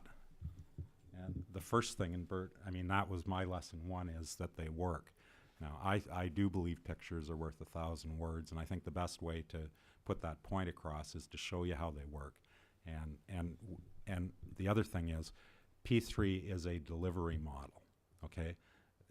It's a delivery model like design build is a delivery model. Unfortunately, it everywhere seems to just have become a lightning rod for ideological debate, which is generally off point and premised on misunderstandings about like what people are even talking about. It's one of the most widely used and poorly defined terms I've ever experienced. And I think that gives rise to a lot of the confusion. So stay focused. What are P3s about? They're about that. They're about bridges that haven't fallen down. They're about highways like the Sea to Sky Highway in British Columbia that made Canada, it was a big part of making Canada proud on the 2010 Olympic Games in Vancouver in particular. They pulled off a miracle. They took a dangerous, inadequate highway and managed to upgrade it by $795 million worth of improvements that were provided through a P3 structure into something that was really an important part of making the 2010 Olympic Games as successful as they were. So that was a P3. It worked. It was a raging success. And if you go, if you like skiing, take it from Vancouver to Whistler. I don't go skiing, but I gather it is being well used, notwithstanding the Olympics. The picture on the right is the Herb Gray Parkway project, formerly known as the Windsor-Essex project in Windsor, Ontario, which Bert and Infrastructure Ontario have been involved in. That's part of the Detroit River Crossing larger project. The Golden Ears Bridge project on the left, that, what can I say? It's a big bridge in British Columbia that really revolutionized the transportation system in the area and let people from one region get much more quickly into the downtown area of Vancouver. A big success. That's a P3. It works. People are using it. The picture on the right is the Highway 407 East extension program in Ontario. People are getting around faster. There's more efficient use of transportation corridors. It's a P3. It works. And maybe do you want me to go? Why don't I just run through what the lessons are? The first one is you got to have a good political environment. That goes to political will and also having your legislative framework in place. The second I'm just going to go through them orally. The second one is knowledge transfer. In a new market, do whatever you can to take advantage of the lessons that have been learned in other markets. The third is specialized agencies, Infrastructure Ontario, Partnerships BC, Partnerships UK. They make a great contribution to organizing your market. The fourth is carefully pre-screen all of the projects to make sure you don't go out and try and procure a project that's not really appropriate as a P3, because a failed project hurts the whole industry. The fifth is about risk transfer. Make sure you don't try to transfer risks that the private sector can't properly manage and cost. The sixth that I would highlight is teamwork. Have a multidisciplinary team. Use your P3 experts, but also don't forget all the expertise that already exists within government, and put those people together and they'll produce a good product for you. The seventh is specifications. Stay away as much as you can from prescriptive specifications. You want to use a P3 to encourage innovation. You have to allow the private sector room to provide you with that innovation. So there's a tendency, I think, to want to say specifically and exactly what it is that you want. Go more with an output-based specification structure. You'll get a better result. The eighth lesson I would put out is your project documentation. Wherever you can, use the document precedents that have been designed in different jurisdictions. I think that's important because the proponents you want to attract to your market are familiar with the mechanisms and documents that are out there. So you save everybody a lot of trouble if you use them where you can and then adapt them to your particular jurisdictional or project needs. Ninth lesson, which I think probably should be up higher in the list of priority, make sure that you have fair and transparent procurement processes, because people aren't going to want to come into the jurisdiction and spend a lot of money on pursuit costs if they don't know that you're going to run the processes that way and that they're going to have a reasonable opportunity and a fair opportunity to win the project. And lastly is value for money. Basically, do the value for money assessments, and not only do them at the beginning and see what you can produce through the construction and design stage, but have the performance monitoring and auditing facilities in place to monitor the project through implementation.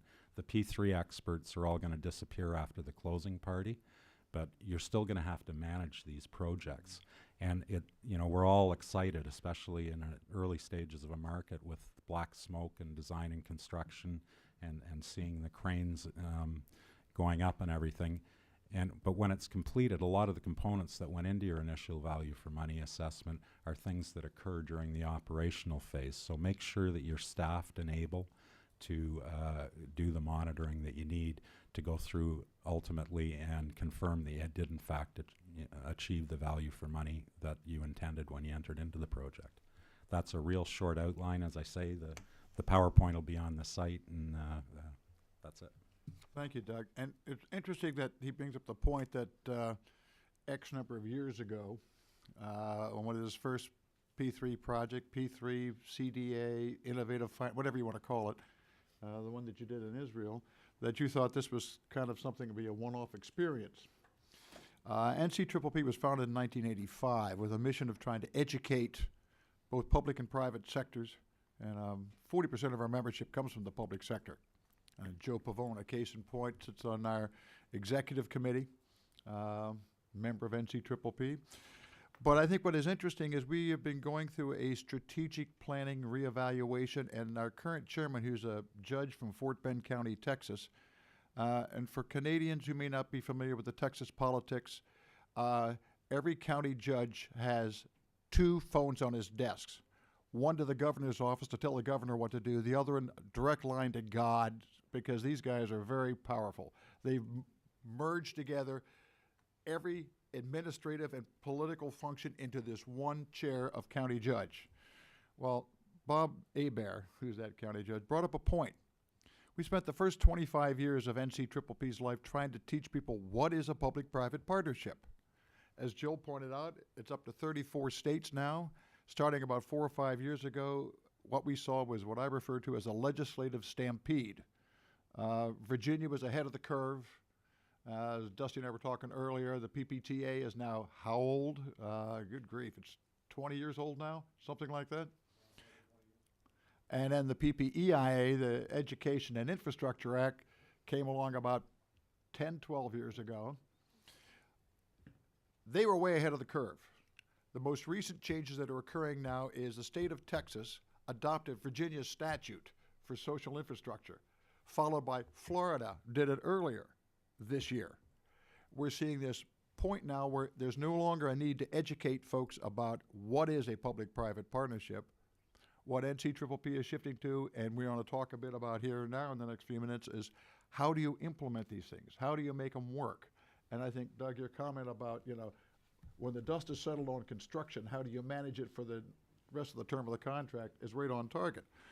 One of the things we did, and I referenced it quickly before, was that we did a white paper based in part on the Canadian experience.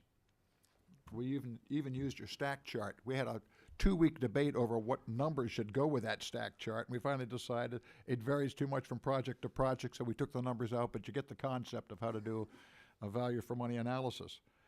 That shift of us going towards implementation is what I'd like to cover in this remaining 55 minutes that we've got here. And I think the first part that we need to take a look at is what are the relevant differences between the Canadian system and the U.S. system. I've always joked that the U.S. system is somewhere close to anarchy, and I'm not making reference to the fact that the federal government is closed right now. I was amazed that this building was open, frankly, and I didn't know if we were going to be able to get in here. But the fact that we have 50 different states, each one with a different approach. In contrast, there seems to be much more uniformity in Canada.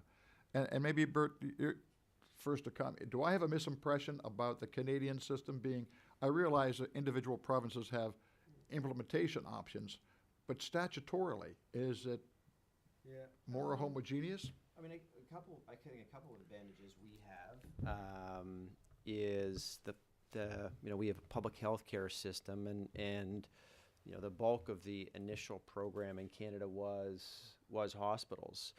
And, I know the U.S. has the Veterans Affairs and the U.S. military, but I don't think you can anticipate anything like the Canadian hospital program here. And frankly, if you took the Canadian hospital program out of Canada,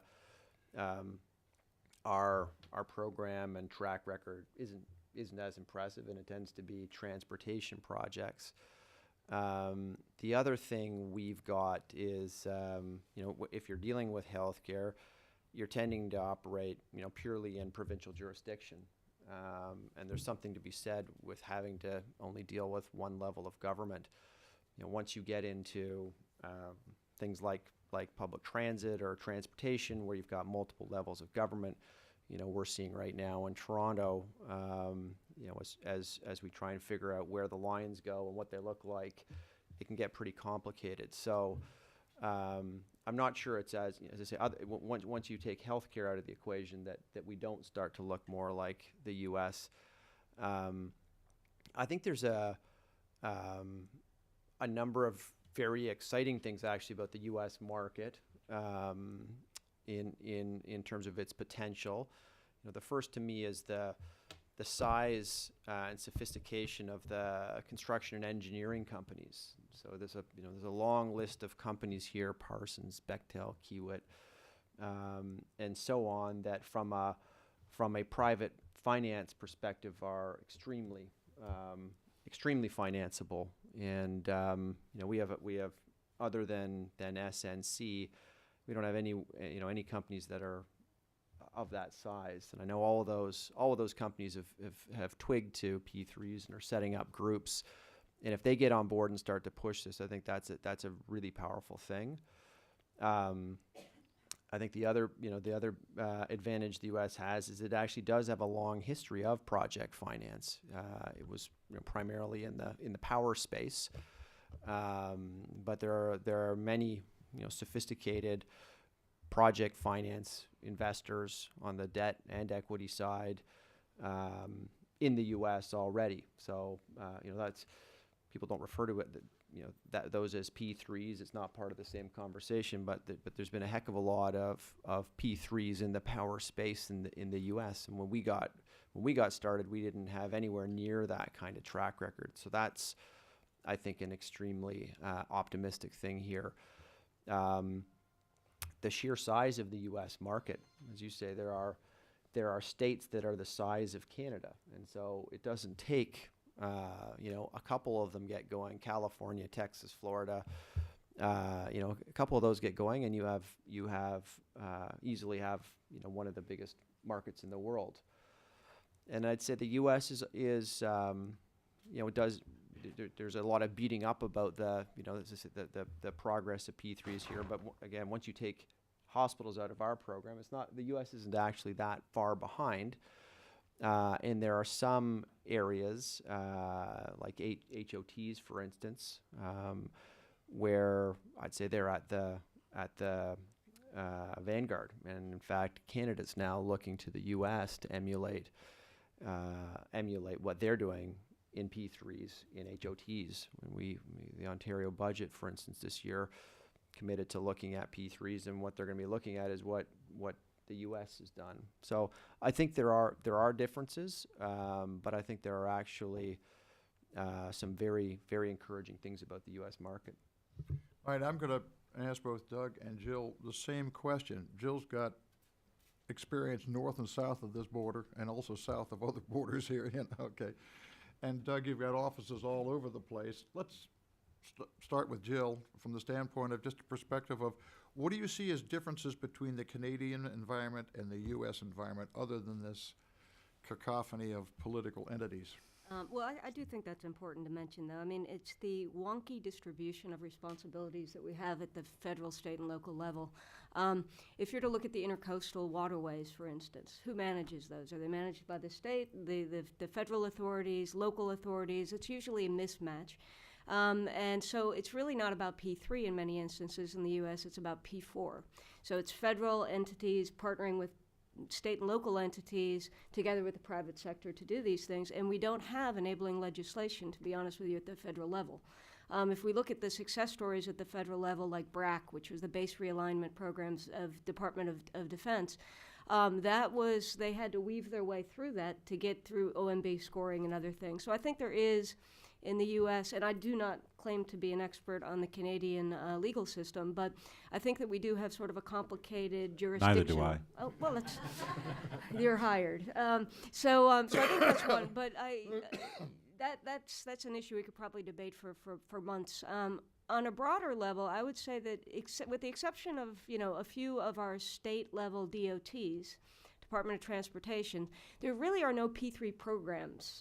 So Canada's taken a programmatic approach to P3. Institutionally, they've structured themselves on a regional level through Partnerships Ontario and the others. In the U.S., we don't have the institutional framework in place. Centers of excellence don't exist, so lessons learned are pretty much left on the websites, and that's about it. There's no sort of comprehensive thinking about how we can competitively put these projects together, and their pipelines are very rare to find. All of the things that you do at the beginning of a P3 program, yes, we have enabling legislation at the state level in many states. You sometimes have some policy articulation, although it might actually be just sort of off in the periphery. But institutionally, with the exception of DOTs, which is one entity, so therefore it's very easy to set up a centralized PPP office within the DOT of Florida, Pennsylvania, wherever it may be. I really don't see any of that sort of comprehensive institutional structuring that usually defines a successful P3 program. And even beyond Canada, if you look at Partnerships UK, if you look at those of us who work in developing markets, it's one of the first things we ask countries to do when they're starting a P3 program. But yet in the U.S., we have not done that. So I think institutionally, we are weak. Programmatically also, it hasn't become part of the daily discourse. So whereas Canada basically, and correct me if I'm wrong, when looking at a project, before they decide if it's publicly funded or privately funded, they go ahead and they do the analysis for value for money. That's up front. In the U.S., we don't have that as part of our budget analysis and part of our budget cycle. And so it's an afterthought. I mean, it's a great tool. It's only one tool in the quiver, or one arrow in the quiver in this sense. But I think that we need to integrate it more fully into our as more programmatic approach to P3, and I think that'll help the U.S. push it forward. Doug, Counselor? Yeah, it's interesting hearing the discussion about which markets look homogeneous. I mean, in Canada, I guess we've only got the 10 provinces to deal with. You have all the states. If we look further back, I mean, we thought the UK looked, homogeneous which it did because it was a unitary state. Our market was not that way when it started. It's evolved that way through adopting some of the practices, I think, and learning some of the lessons that we did learn. Originally, there was British Columbia, then quickly Ontario and Alberta came on board, and subsequently other provinces have joined in. But one of the big lessons we did learn, and I think we've obviously learned it well because the perception is that we have a homogeneous market, is collaborate, speak to each other, standardize your documents and paper where you can, because that both encourages the bidders to your market because they see that they don't have to learn, a different document for every transaction. I mean, deal costs, pursuit costs on P3 transactions are a large factor in determining how successful your market's going to be. And that it translates into things like the length of time that it takes between commercial close and financial close. In the UK, that's a lengthy period of time because they deal with the financing after they've got the commercial close. One of the great innovations, and I think both partnerships, BC and Infrastructure Ontario, get a lot of credit for, is we have remarkably shortened that length of time, and we've done it by talking to people in different jurisdictions and trying to coordinate the elements of our market in a way that will attract bidders to the Canadian market. You got to remember, a lot of international companies, I mean, we get offended thinking, that they don't understand the differences between British Columbia and Ontario. I've got to tell you, when they started coming in, the large European companies, they didn't care about the difference between Canada and the U.S. We were the Americas. That's how we showed up in their organizational structure. And, for obvious reasons that make good sense in the context of their organization. But do what you can to make it easy for them so that when they come into there's the U.S. market, there's the state, there's the different sectors. Do what you can to take advantage of the investment that's been made by others before you. We certainly did that. We looked to the United Kingdom. We got advice from wherever we could get it in the early days when we set it up. And I can tell you without reservation, and I know I speak for everybody in Canada, we're here to help. Look at the processes, look at the documents, so that a company sitting in Paris trying to decide, are we going to go after a highway project in Las Vegas, you're really making yourself more attractive to them if they know they're not going to have to come in and deal with, these are big, complicated documents. That's something that's been taken a run at from scratch. They're going to be dealing with something that the international market recognizes as a proven methodology for dealing with this kind of a project. So, I mean, it's really interesting, and I'll take it as a compliment that Canada looks homogeneous, and I think, Mark, you will feel the same way about that. The other thing in terms of big differences between the markets that I've seen from my perspective down in the belly of the beast as one of the technicians is the financial vehicles that you use in the United States are quite different than what we had to deal with, and you touched on that. I think that's very true. Just coming in from Canada, I've spent, a large part of many of the past months traveling around in the United States to try and get my arms around exactly that question. What are the differences? I mean, I know how to apply the Canadian model, but financing techniques and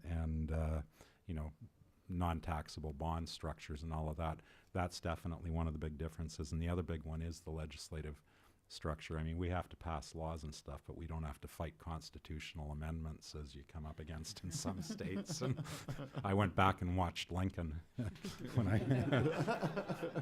that man knew how to deal with constitutional issues. He bribed half of the legislature. Let's not get into that one. No comment. No, all three have made reference to institutional frameworks and centers for excellence, and I think Jill is correct that we're starting from a lower base than what we've seen with BC, Ontario, et cetera, but we are starting to see that change. Now, okay, I know that Virginia DOT has had a Center for Public-Private Partnerships for, probably goes back to after when Lincoln finally left Richmond. All right, anyhow. Texas had one for TxDOT's program. There were a number of states that had centers within DOT, and Jill referenced that. But what I think I see as an encouraging trend, Florida's new legislation sets up the Department for Municipal Services as having a commission within it to assist all the counties and cities in implementation of public-private partnerships. Texas has now, in its most recent legislation, set up a state commission to aid, guide, some cases approve, depending on the type of project. So we see this as an emerging trend. New York State's considering legislation, and they asked me about this very factor as to, should they set up and we discussed back and forth, what, do you want that commission to have final authority for approval, or is it guidance and assistance to a city and county? It's, they're work that debate out. But what I think is an interesting trend, and Doug's had some contact with it, and Bert's had some reference to it, and I've seen the standards that came out of the West Coast Infrastructure Exchange. Now, when I first heard of this, I thought, Washington State, Oregon, California, West Coast makes sense.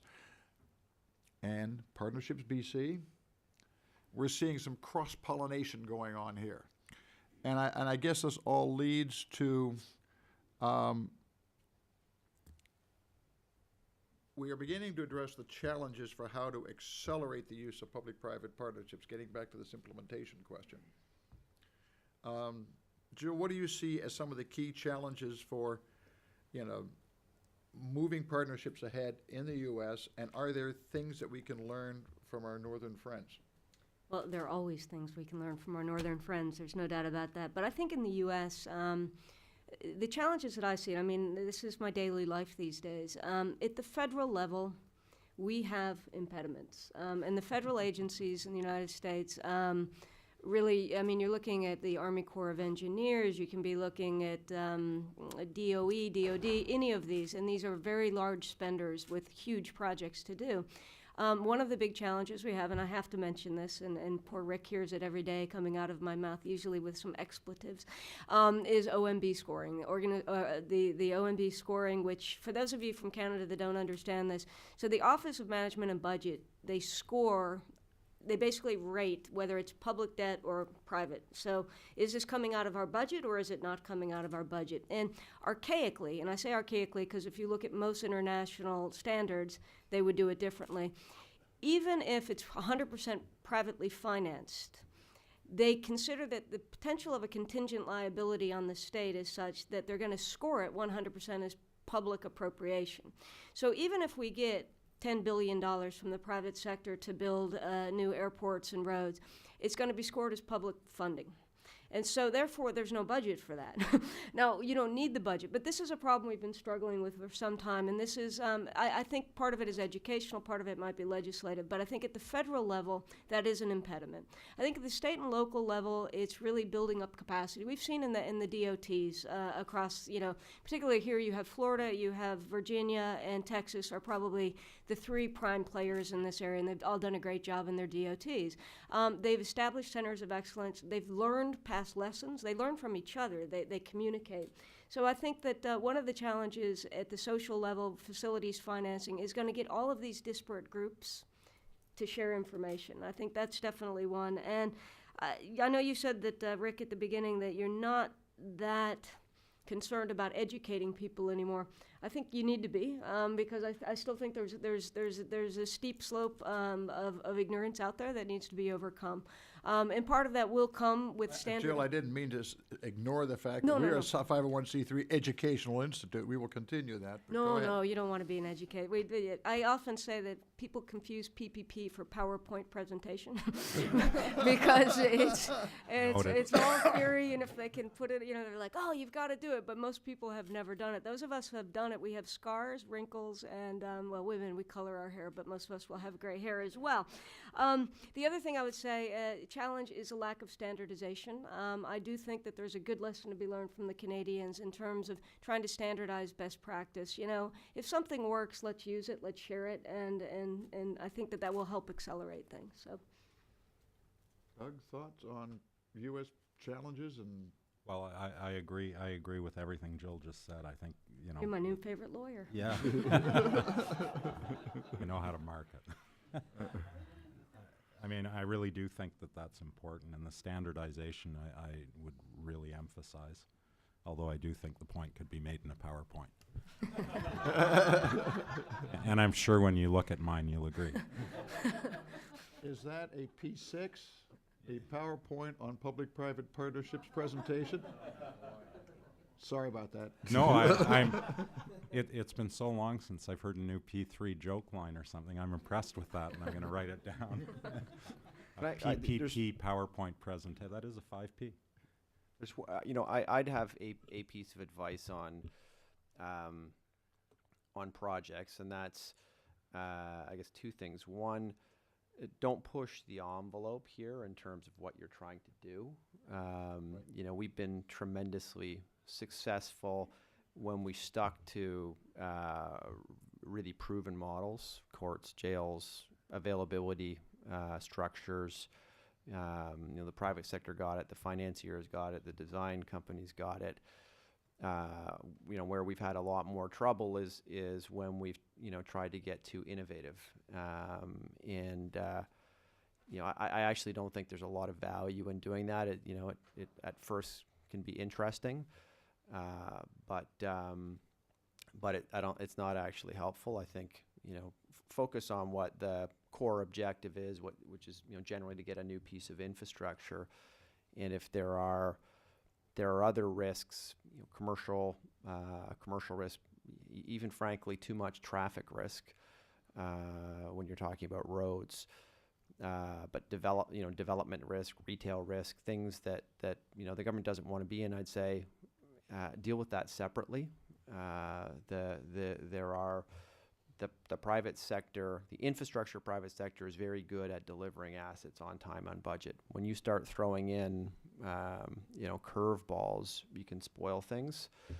That would be my first piece of advice. My second would be, and this, I guess, is coming back to a bit of what we talked about in the first, panel, and that's, you know, dealing with some of the stakeholders who will initially object, and that's typically the public sector workers associated with the old asset that's being replaced, and it's the small and medium-sized general contractors who, in a traditional world, might have seen the project chopped up into pieces and doled out so that everyone got a piece. I'd say those are real issues. I think they're totally manageable, though, and I think they need to be separated out from P3s, as someone said earlier. You know, we're talking about this is a project management technique we're talking about. It's not ideological. It's consistent, frankly, with a whole set of ideologies. There's no inherent, implicit, hidden labor agenda by you know, necessarily. And so I definitely separate those two things out. You know, take those things seriously and bring. To the extent that the government wants to, in some cases the government may actually have a labor agenda, but to the extent that they don't have one, they can be brought along. You need, you know, political leaders who will sit down with these folks and explain to them that, you know, if your collective agreement's going to be respected, your wages will be the same, your benefits will be the same, your pension will be honored. You're now going to be working in a brand new facility, and the government's agreed to fund it for 30 years. You have better job security than you did previously. You know, the degree of resistance quickly fades. You know, they may never admit that they like it, that they're on board, but you won't find them protesting. I think the small and medium-sized general contractors is more complicated, and frankly, it's something we're working through in Canada right now. Big, large, complex projects, in my view, should be done by by big companies that can integrate that risk, or consortia of bigger companies that will take that risk and, you know, together on a joint and several basis do it. When the government starts parceling out jobs, you get yourself into, you know, Boston Big Dig type situations where you're trying to integrate too many things, and, you know, it falls through the cracks on you. So you know, as I say, we're working through right now, how do you get small and medium-sized contractors comfortable with a world where, look, there's going to be a big guy in the mix, and you've got to find a way to get in there, but we're not going to break projects up, because that risk then falls back to us. Bert, you picked up on what I thought would be the last question before I want to open it up for comments, questions from the floor. That's the first panel here talked about political challenge, particularly from the internal mechanisms of government, you know, ministry versus, you know, et cetera, and also brought up the labor union challenge. What we're increasingly seeing, or I should maybe increasingly is not the right word, which we have seen and experienced of in the last 20, 30 years, is some public interest groups, general public sectors, that rise up and cry against public-private partnership, and not just public employee unions. And QP is I always thought it was a dirty word, but all right, going back to previous experience with Mark's predecessor, you know, who used to make some comments about QP. But anyhow, we used to have security guards at the conference. I mean, Mark, in the early days, I mean, we were picketed there, and there was high security to get into the conference because, and there again, I raised the point of ideology. It was people trying to take P3s to advance an ideological position. And I think in that case, they were arguing on the basis of, you're going to take my job. Yeah. What I'm finding interesting now is, and Stockton, California was one example on a water project, where it wasn't public employees, it was a anti-corporate, they use the term privatization, et cetera, they twisted the whole business of what a public-private partnership was and pushed the city council to a point where the project was actually killed. We're seeing more of that. There's a project and Dusty Ryan talking about some of the court challenges that are coming up with a project in Hampton Roads, Virginia. How do we deal with that? Have you had that beyond CUPE? Yeah, well, no, we have, and the council's been a fundamental part of dealing with it because they conduct ongoing research, and so does Infrastructure Ontario and the other agencies. I mean, we did go through these problems. The UK went through them before.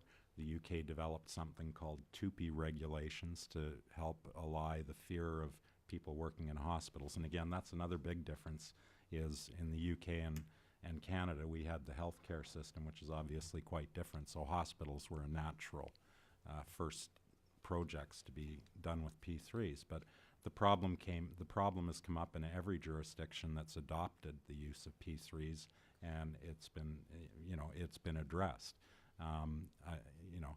When you're talking to, it's the private sector service unions that become concerned, and it does relate to jobs, and jobs are an issue we should all be concerned with, and we are all concerned with.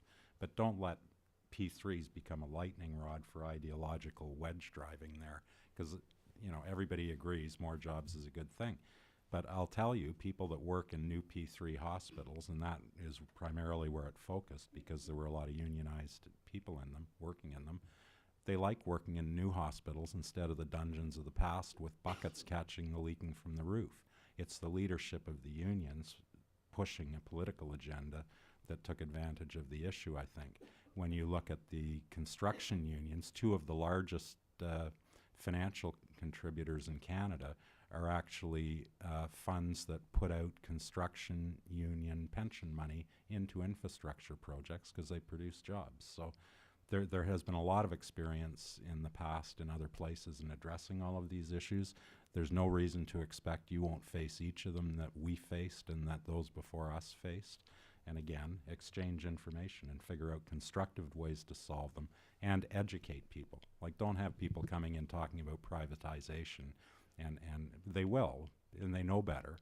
but they will use that to generate fear. When in some of the hospitals, people were being told by parties that for their own political reasons didn't support it, your grandmother's going to have to go and dig out $100 bills from her pocket to get into the emergency ward. I mean, complete misinformation. So it's incumbent on us as an industry, I think, to make sure that if people, and you encourage the debates, but encourage debates on an informed basis, and you know, make it apparent when people are trying to take advantage of it for other reasons. I suffer from a past of being a former college professor teaching history. And I think one of the things that Canadians need to understand about the U.S. environment is what we went through at the end of the 19th century when we started having a problem with corporate trusts, monopolies, et cetera, et cetera. We came up with the Sherman Antitrust Act, which is a legacy that lives in the minds of an enormous percentage of the population. They don't trust the private sector. We get the Depression. Government steps in, fills a lot of the void. We don't need the private sector. Look what they did to us in 1929. Now look what they did to us in 2008. There is a residual impact in the U.S. mindset. And Jill, I'm going to let you make a comment. I don't know if you agree or disagree, and then I'll call Professor Wolte if we have to back there, you know. But there is this tendency that it goes beyond just union employee stuff to public groups that say corporate profit and my drinking water just don't fit together. And you end up with these hue and cries that are in a sense based on a fundamental underpinning in the U.S. mindset, which I think is different than Canada's. There's a little bit more cooperative environment. I don't know if I'd agree with that. Okay. Oh, okay. All right, we got a live one here. Over to you, Bert. We'll go down the line here, but go ahead, Jill. I can't speak to the corporate mindset or the mindset in Canada, but you know, I would stress one thing. There's always resistance to change, whether it is P3 or whether it is, you know, painting school buses red instead of yellow. What we have to remember is in P3, it requires a new set of skills for the public sector when implementing. And one of the skills that they often don't have is in strategic messaging and communications. So you don't just power it through. You have to massage it. You have to listen to the opposition. You have to attend to the public. Now, whether they're opposed to it for philosophical reasons, environmental reasons, or because they're just persnickety, you know, it really doesn't matter. You have to manage that. And I think that we've become a little bit complacent in the public sector often in terms of, okay, we're doing this project, you know, we do have in the U.S. a lot of public hearings on construction projects because of environmental impact and those sort of things. Yes, the environmentalists might add in and join with philosophically opposed people. But I mean, I've been doing this for 23 years, and certainly there are always groups that have a perspective that is different than mine. I don't want to call it wrong, it's just different. And you have to be able to manage it, but it has to be an active part of your project development. And there are two things I would also, to finalize, I would distinguish. One is P3 program management, and the other is project management. So at the program level, you do need to educate, you need to deal with these philosophical differences, and you need people to understand the broader things. But P3 project development, you need a team, and usually you need somebody who's very good at strategic messaging and public relations to be able to usher that specific project through the hurdles and the obstacle course of opposition. And I think we often forget that. I've seen more projects fail simply because it wasn't articulated and communicated well to the opposition. So you have to play that. And the stakeholders are not just the public sector or one or two people that may be opposed. You need to enlist the help of those who actually are supporting it, those who might need the jobs and that. And it's not something we typically do when we're doing a construction project in the U.S., but when you're doing it through P3, you have to remember you may need to procure a strategic messaging expert or a PR firm to help you manage that project through to successful conclusion. Bert, you that- bristled a bit when I made a comment about... Well, not bristled. I just say that, you know, we do everything you were describing about, you know, the American mindset vis-a-vis the private sector is equally true in Canada. You know, people get nervous about the private sector being, you know, involved in certain things, and I'd say, I guess a couple of things. One, I wouldn't pick a project that's going to be highly controversial as, you know, the first project to lead with. It's let's just find something easier. So that'd be my first piece of advice. Secondly, at some level, they're right. It isn't the private sector's responsibility to protect the public interest. Each of these employees is trying to maximize their shareholders' value, and so, you better make sure that you have people on board negotiating with them who can protect the public interest. I don't think you can fault the private sector for doing what they're legally and from a fiduciary perspective, required to do. I wanted to pick up on something Jill said. When we started Infrastructure Ontario nearly a decade ago, we had a whole department devoted to stakeholder and communications relations. You can't sit back and wait for people to decide they don't like it and to motivate and to get to the politicians and convince them that it's this is going to be deadly, and you've got to be out there right away. So we had a communications department that was as at least as big as the legal department, and they weren't just publishing press releases and whatnot. They actually were sitting down with the folks who were structuring the transaction and saying, Ross Perry, does it need to be that way, legally? Because if I can't say that it's publicly owned, I'm going to have a whale of a time communicating this thing. And so, the legal guys would say, well, do you care? What if it was a license or a lease? And it's like, I don't care as long as I can say it's owned. And so, those folks need to be sitting down with the transaction structuring folks and make sure you're not, stepping in a bear trap unnecessarily. And then the last thing I think I'd say is, notwithstanding that the private sector, as I said, personally, philosophically, I don't feel it's, everyone's got to be moral and ethical, but their job is not to protect the public interest. That's the government's role, and that's why you set up these agencies to negotiate with these guys who are very good. But in fact, none of the things we're really asking them to do are new and have often already been done by the private sector for years. It's just the configuration. So, we didn't have a Ministry of Architecture, and we didn't have a construction company, and we'd actually outsourced in many instances the operations of the facilities. Actually, all government buildings in Ontario, we have a third party operating them, maintaining them. All we were doing is saying, we're going to do all of this at once, and you coordinate it. You integrate all of the risk elements, the risk that is designed to last. And so, from a privatization perspective, there actually wasn't anything really new in it. It was just that it was being, assembled into a single thing. So again, you need to get your communication folks proactively out there and don't wait. I agree with all of that. And I mean, one of the great things I first noticed, I still struggle with this after all the years I've been in this, is trying to define what the hell is a P3 in terms people can understand and work with. I mean, from a legal point of view, they aren't partnerships, so that's helpful to start with. And they also imply that we're doing something now that hasn't always been done. The government has always provided infrastructure through the private sector. You just do it through different vehicles. Like, why is this more controversial than design build? That's a public-private partnership, a straight conventional design build.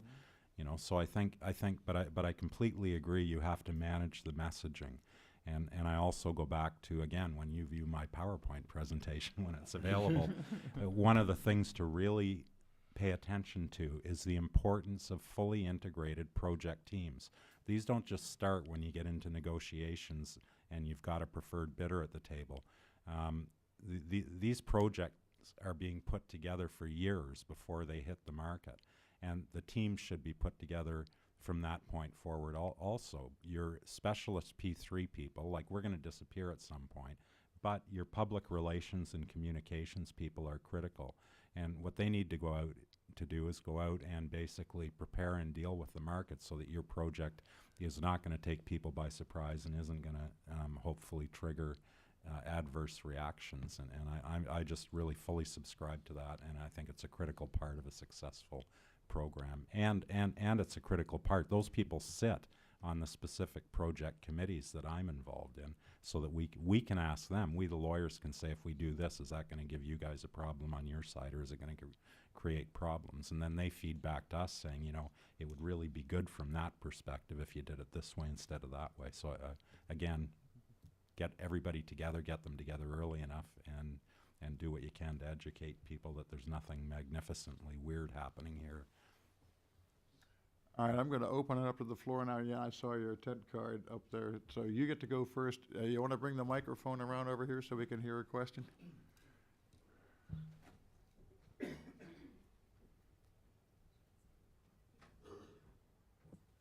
Sorry, it's not so much a question as a comment. My name is Lisa Mitchell. I'm the Director of Strategy and Policy with PPP Canada. First point, just back to the conversation about the differences between the Canadian and federal markets. One of the differences that we have in Canada is the federal government is very engaged. We are a federal crown corporation that was created to help fulfill a policy objective set out by the federal government to expand the Canadian market, and they're doing that in a variety of ways. First off, federal assets now have to go through a mandatory P3 screening process if they have a capex of $100 million or more. So federal assets are now will now start to come to market to be procured via P3.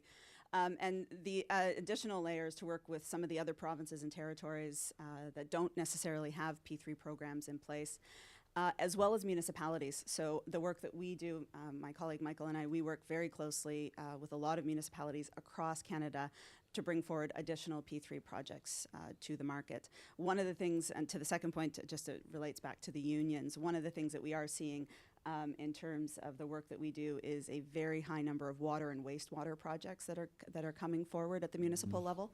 We're engaged with a couple of municipalities. We've had two municipalities, one in BC and one in Saskatchewan, actually have to go through a referendum process because of it. CUPE's very engaged at the national level in terms of messaging on water and wastewater. They still focus on the privatization. They will come out and they will try to tell people that through a P3 they'll be selling your water to the Americans and they won't have control over cleanliness. They also do try. We may be doing that, but it won't be because it's a P3. They have focused a little bit more as well too. I think maybe the underlying theme is jobs, but they are actually starting to do a lot more homework. They've engaged academics to do a lot of research. In fact, one of the academics that CUPE works with closely is set to release a report on the Edmonton LRT project in about an hour. But they focus on the higher cost of private financing. So they'll come out with figures that will show that value for money is not quite what people say it is, because the private financing will be more expensive. And then they also they've started to focus a lot as well on value for money assessments. Value for money reports are made public at certain points in time, but the full analysis isn't. So they do focus sort of on the secrecy and lack of transparency on that. So I just wanted to make those two quick comments. That's why it's important. I mean, value for money assessments, there's some magic in there and some science mixed in together. And because they always track back to the risk matrix that's prepared for the project initially. And I can't emphasize enough how important it is to be critical and concrete when you do those exercises, because other people are going to be using the output to try and hit you over the head with it later. And you need to be able to track back and show we're accountable when we do these projects. You've got to be able to go back after the dust is settled, after the 25 years. And they have history on this in the UK, because they've got projects that have run through the whole 25 years. We have statistics and history in Canada because, we've got projects that have gotten well into the operational phase. So, but you're going to have to be able to come back and defend what you've done. And I think that's right. I think we should. I think, that's an obligation that government has to prove that it's protecting the public interest, and that's how you do it. So make sure at the beginning, though, that you go through and you actually do a concrete and accurate risk assessment, and then that your value for money reports will stand up to scrutiny. I think you can understand the context. I have to make a comment about one thing. I'm a little envious that the Canadian Parliament can be unified. We don't have that situation here on anything. All right. We've got a question in the back there, and then we got another one up here front, but first we'll take the one in the back. Thanks very much. My name is Greg Principato. For the last 8 years, I was president of Airports Council International North America, so we had U.S. and Canadian airports in our membership, and so I think, a pretty unique perspective. And Jill, you talked about airports before. We can talk more later. I think we missed two opportunities in the last several years to get U.S. airports more involved in this. Number one was when Midway 1 failed. If Mayor Daley held up a check for $2.5 billion, that would have changed everything. You would have Democratic mayors all over the country saying, I want some of that. And I think, frankly, what's happened since census back, the Puerto Rico thing not caused a ripple. And, I think the Midway 2 failed, not just because they only had one competitor at the end, but because they're going to get $1 billion less than they would have before. And that's a shame. But the second was, during the debt and deficit crisis and the financial meltdown and all that, and we really tried to get our U.S. members to focus on a new way of doing things. And our Canadian members, some of the smartest people I've ever met, Canadian airport directors, kept saying to me and to the American leadership of our organization, don't let this crisis go to waste. We changed our ownership model in Canada 20, 25 years ago because we were a financial mess and we had to. The stories I heard this morning from Minister Kathleen, a lot of that, the roots of that came from financial distress, and you had to make those kind of decisions. And so the Canadian airport said, don't let this crisis go to waste, don't let this crisis go to waste. Well, in the end, maybe we're just too good in the U.S. at muddling through crises. I don't know, because in the end, the airports didn't really want to make the big change. They have access to the capital markets, and they're pretty comfortable, we'll say. The airlines don't want it. The cities and states, in the absence of that $2.5 billion check, didn't want it. We muddled through. And I think that was another missed opportunity. My hope, I've been predicting, as president of ACI, that by 2020 we have at least 10 airports with some kind of public-private model. Now I'm saying maybe 2025, because the government grant program is not going up, it's going down. The airports are restricted in what they can charge passengers, the way airports around the world, especially the Canadian ones, can do. And airports are sitting on $150 billion in debt. And I think when the interest rates go up, that's going to start to hurt. Even the airlines will come around. So I'm still hopeful, but I guess the bottom line point is maybe in the U.S. we're a little too good at muddling through crises, and we failed to use, in the airport side, we failed to use the last one to make a real change. Comment on that. I agree, but as you know, it's not the American way simply to muddle through. It's been very frustrating in the airport sector in the U.S. I've done about a dozen airport concessions across the globe over the last 20 years. It's my favorite subsector in which to work. I think Midway has set us back. We are now recoiling and trying to figure this out. But part of it is what Bert said earlier, which is we have to keep these deals simple and about the infrastructure asset. It's not about monetizing and, let's look at Chicago parking meter. It's not an airport, I'm aware of that, but it's a good example. They came in to privatize the parking meters. Immediately, rates and charges shot up 1,000% or some number. I'm not getting my numbers right. Please don't quote me on this. But it shot up in ways that, created a bit of an outcry by the public. But most importantly, you couldn't put enough quarters in a parking meter to park. So operationally, there was no consideration of the fact that this idea just stunk, right? So finally, Chicago got around to fixing it, but again, a huge black eye in terms of PPP and privatization. Now, the airport was basically the same. It was all about selling the asset, or long-term lease of the asset, with really very little consideration, in my view, of the airport operations. We have to remember that this is about infrastructure delivery and public services, right? It's not just about monetizing, getting things off the books. And I think that more care needs to be given to the infrastructure operation. I'm not completely pessimistic about the potential to move forward in the airport sector. I think states like Florida that actually have a small airport in Glades County on the list, maybe that's a better place to start in the U.S. rather than with the crown jewel of the Midwest. But I think that if we can show people that it can be done effectively, and if we look at global experience, please. PPP, BOTs, and airports have been going on for decades. In Latin America, just about every good airport has been done that way.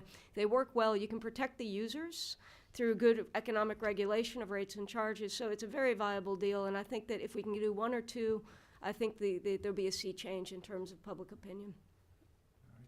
Got a question up here. really a question, but I wanted to put on the table the observation that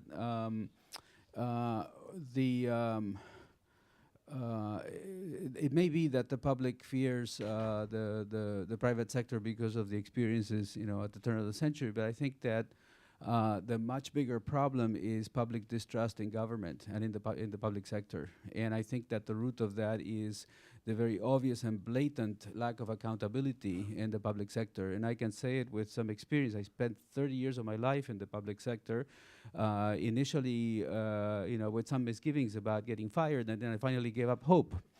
Because no matter what you do in the public sector, especially in project management, there are no consequences. And so I would posit that the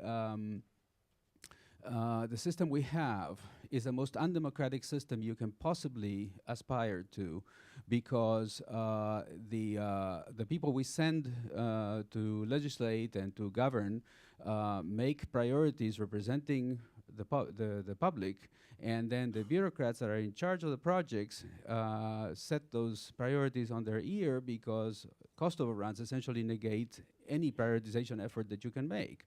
So you wind up with situations where it takes the VA 17 years to deliver a new hospital, and it takes any transit property in the country a good 2 decades to deliver a subway. And that's just the timeline, not the cost.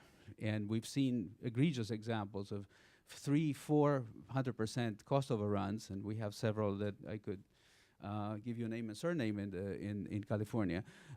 So I think that the conditions are given the right messaging for the public to actually embrace this fully, without too much concern. I think that one thing that the public does understand, at least the more sophisticated urban populations, is that if you have the private sector involved, if you have investors involved, there's going to be some discipline to the way in which projects get delivered. Practically everybody can understand that. So I think that what we're seeing with P3s, the resistance, especially the bureaucratic resistance to it, is not something that's happening by chance, because P3s purport to be really a paradigm shift in the way that the various bureaucracies relate to the delivery process.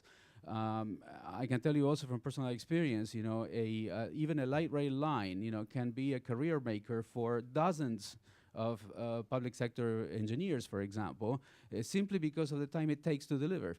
You cycle through project managers and through all kinds of people, that essentially have a vested personal interest in keeping things the way they are, and the way they are, is essentially a glacial pace, and the final cost is whatever the cost is at the end. Right, before we run out of time, I see a whole bunch of question cards popping up here. Let's just go ahead. Can I just make a very quick Okay. comment on that? You're absolutely right in terms of the time it's taking for projects to be done, but I think that there is a glimmer of hope. And we were talking about, right before we turned on the microphones, we were talking about an article that was in The Economist magazine called "A River Runs Through It." And it's about the Ohio River crossing.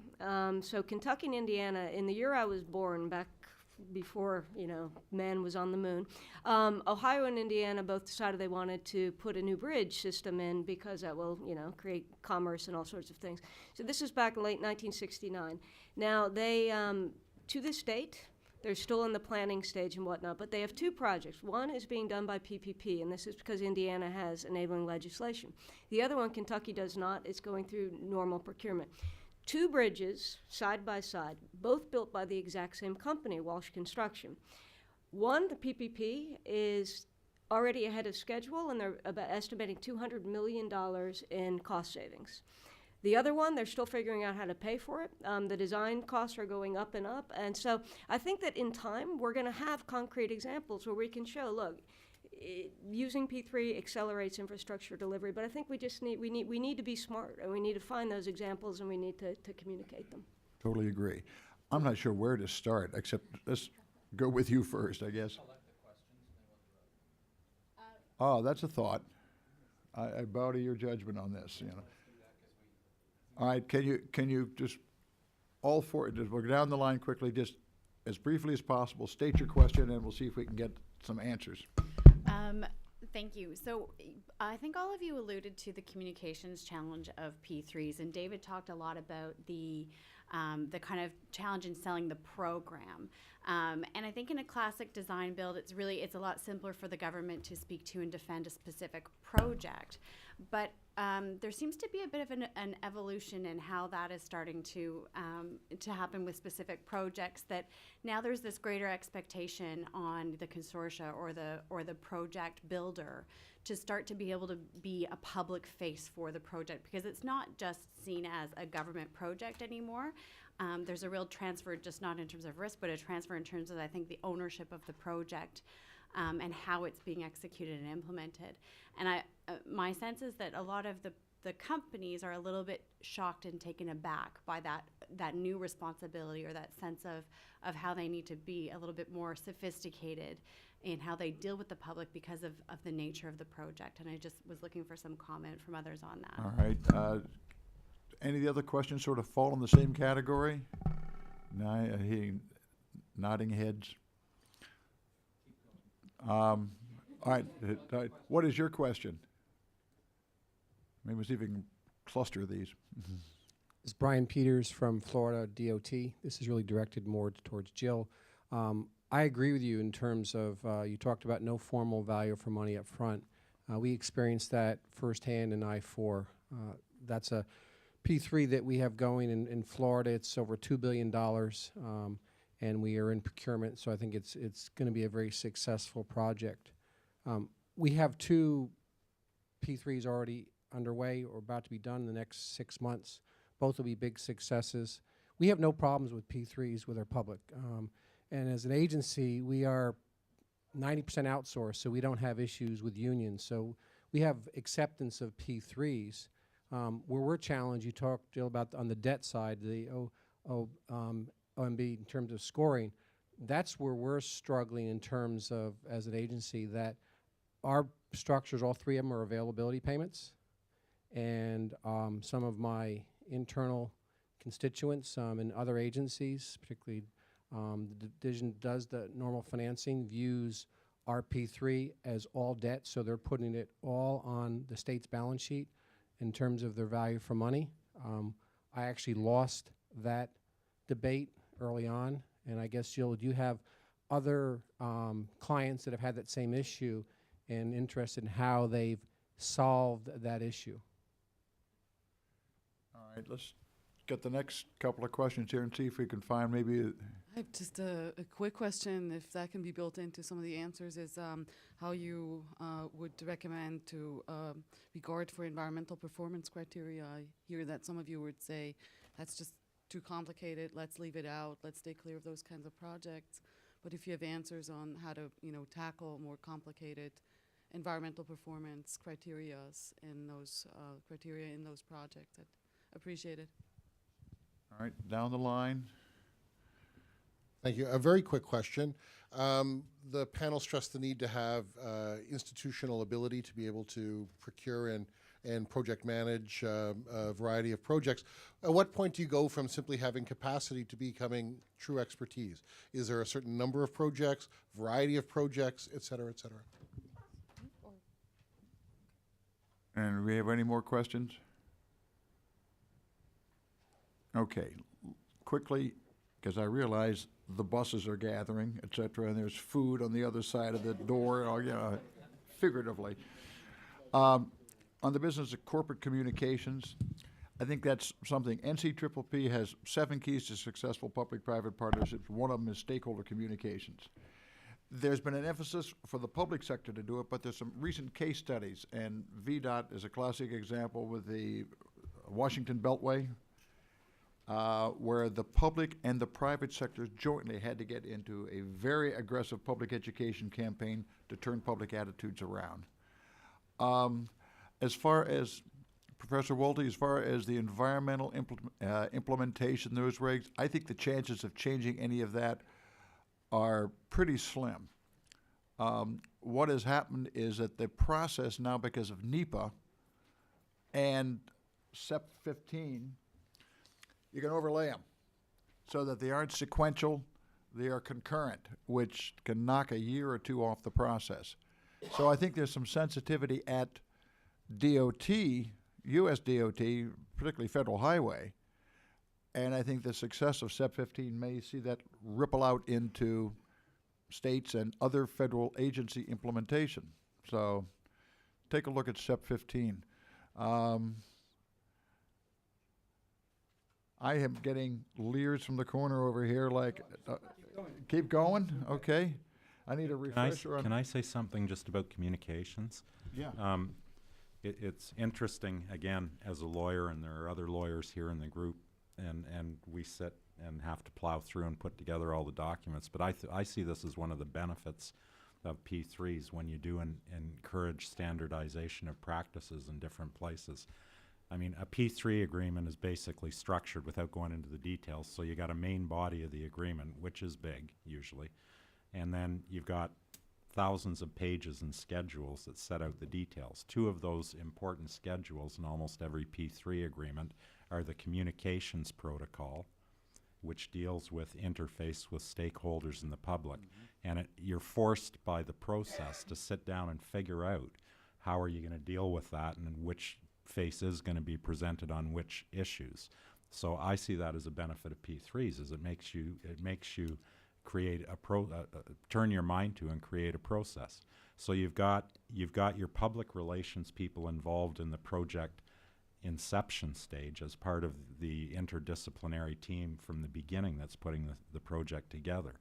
With respect to environmental, one of the other huge, and our structure in Canada basically is we have two levels of environmental assessment process, a federal and provincial one.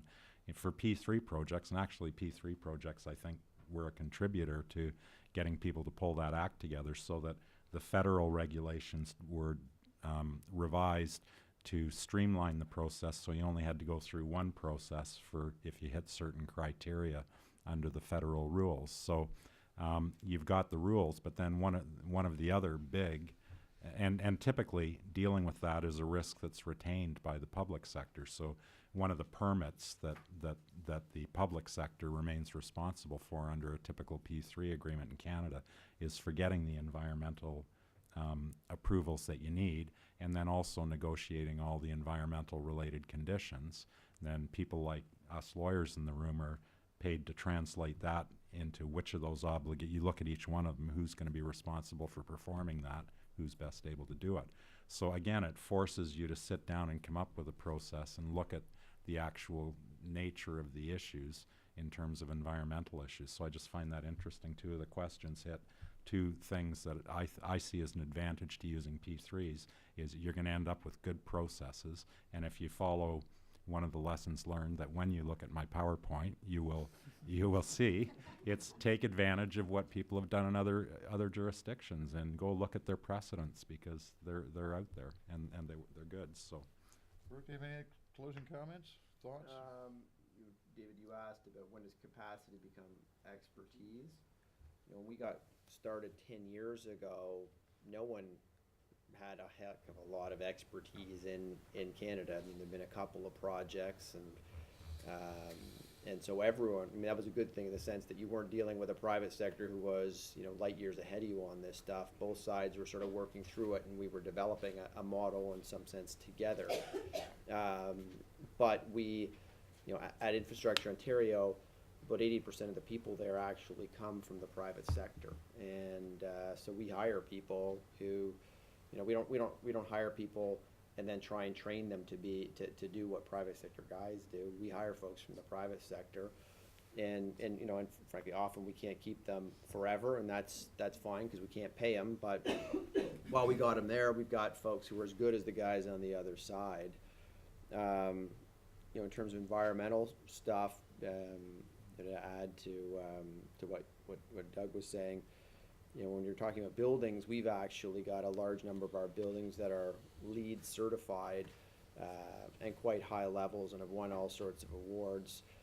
So if that's important to the client, if that's important to the government, you ask for it and you get it. And then I guess the last bit, your question on comms. I think you're absolutely right. That's becoming increasingly important. I think especially when you start dealing with things like public transit, and there's the potential for big disruption in a city, and collateral effects on neighborhoods and dust and noise and et cetera, et cetera. And we're just getting into that world, and so one of the things you score teams on is how prepared and how solid a plan they have in that respect. You ask for it. You say, tell me what you're going to be doing in this respect, and how you're going to manage those things. And you can give points for how quickly you get things done, how infrequently roads are closed, and so that's certainly something we did. For instance, on an Ottawa LRT, that the guys who came forward with a plan that was as robust in terms of outreach and a robust in terms of minimizing the disruption of traffic and closure of roads, scored extra points, and were more likely to be picked. Yeah, if I can just add one thing to that, Bert, and I agree with all of that, is you have to implement that, though. What is different in a P3 is, and it goes to the question of sort of in-house expertise, there is a bit of a change in the function that goes on. It becomes much more a monitoring, performance monitoring function as opposed to hands-on hammers and nails type functioning, but it's critical because, we spend endless amounts of our time and everybody else's money, because we're lawyers, putting together and setting up the point scoring systems and everything. None of it's worth a pinch unless you have a system that's going to endure throughout the life of the project to monitor objectively and consistently what's going on. And I mean, there's been great strides made in those areas in Ontario, and I think IO has played a big part of it. And I know in British Columbia, to even, like for instance, on a highway contract, and I go nuts now because, my first big one in Canada was the Sea to Sky. And like we paid a lot of attention to putting down the traffic management stuff that goes on, because that was a really tricky highway to build. It was a 2-lane highway running along a cliff over an ocean. And we had to build part of the new part on the train allowance where CNR's trains were going to be running up and down, and we had reverse flow lanes because the volumes of traffic going different ways during the Olympics were going to be so wild. I mean, this is why they're all different too. In Israel, we had to deal with making the highway bomb-proof. Like one of the specs was you had to be able to repair a bomb crater in 24 hours. You had to be able to support a fully loaded tank column on the highway. You had to figure out how to deal with the electronic toll devices getting shot out because everybody had guns. I mean, but back to the point, in BC, when they do these traffic programs are built into the contract, and it's important to monitor them. And in BC, they've even computerized some of the self-reporting processes, so people have to do a scorecard on themselves, and it goes into a computer system. Right, Jill, you get the last word. Well, as a woman, I appreciate that. So I would. As a woman, you get it anyway. Exactly. We'd be here all day. Anyway, I think most of the questions have been answered quite adequately. But with regard to Brian's question about the balance sheet treatment of availability payments, yes, you're not the first state to suffer this problem. We've had varying interpretations from different state treasurers. North Carolina comes to mind as being one of the most problematic, and we do have ways of helping to convince people of this. On the global level, this is something that's been going on for decades. So if you look at Eurostat and some of the accounting treatment out there, it's pretty clear that this should not be booked as debt. And I'll send you some things on that. And if anyone else has that same question, we were happy to help you with that as well. So. Right. It's kind of ironic because after Enron, it was really only the government that was trying to figure out if they could get these things off balance sheet, because all the corporate companies were so scared of trying any of it. But I agree, and there are ways to deal with that, and I think the lesson there is deal with it clearly. Like don't have people trying to interpret something that was never designed to apply to this type of a structure. Fix it, do it clearly. Jill's got to have the last word again. Thank you all. Okay, I'm going to jump in with some housekeeping. I know you all know each other and you like to talk, but can you talk on the way to the embassy? We do have buses available. Do we have people to point people to 14th Street? If you know how to get through the building to 14th Street, fine, or go outside, take a right, take the sidewalk down to 14th Street. Or if you want to walk, there's a map in the back of your packet. It takes about 12 to 15 minutes, but be quick, be prompt, and you will have to go through security in the embassy.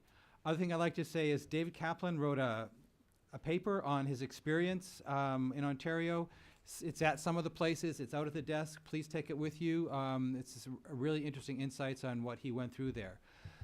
So I would like to say thank you to this second panel.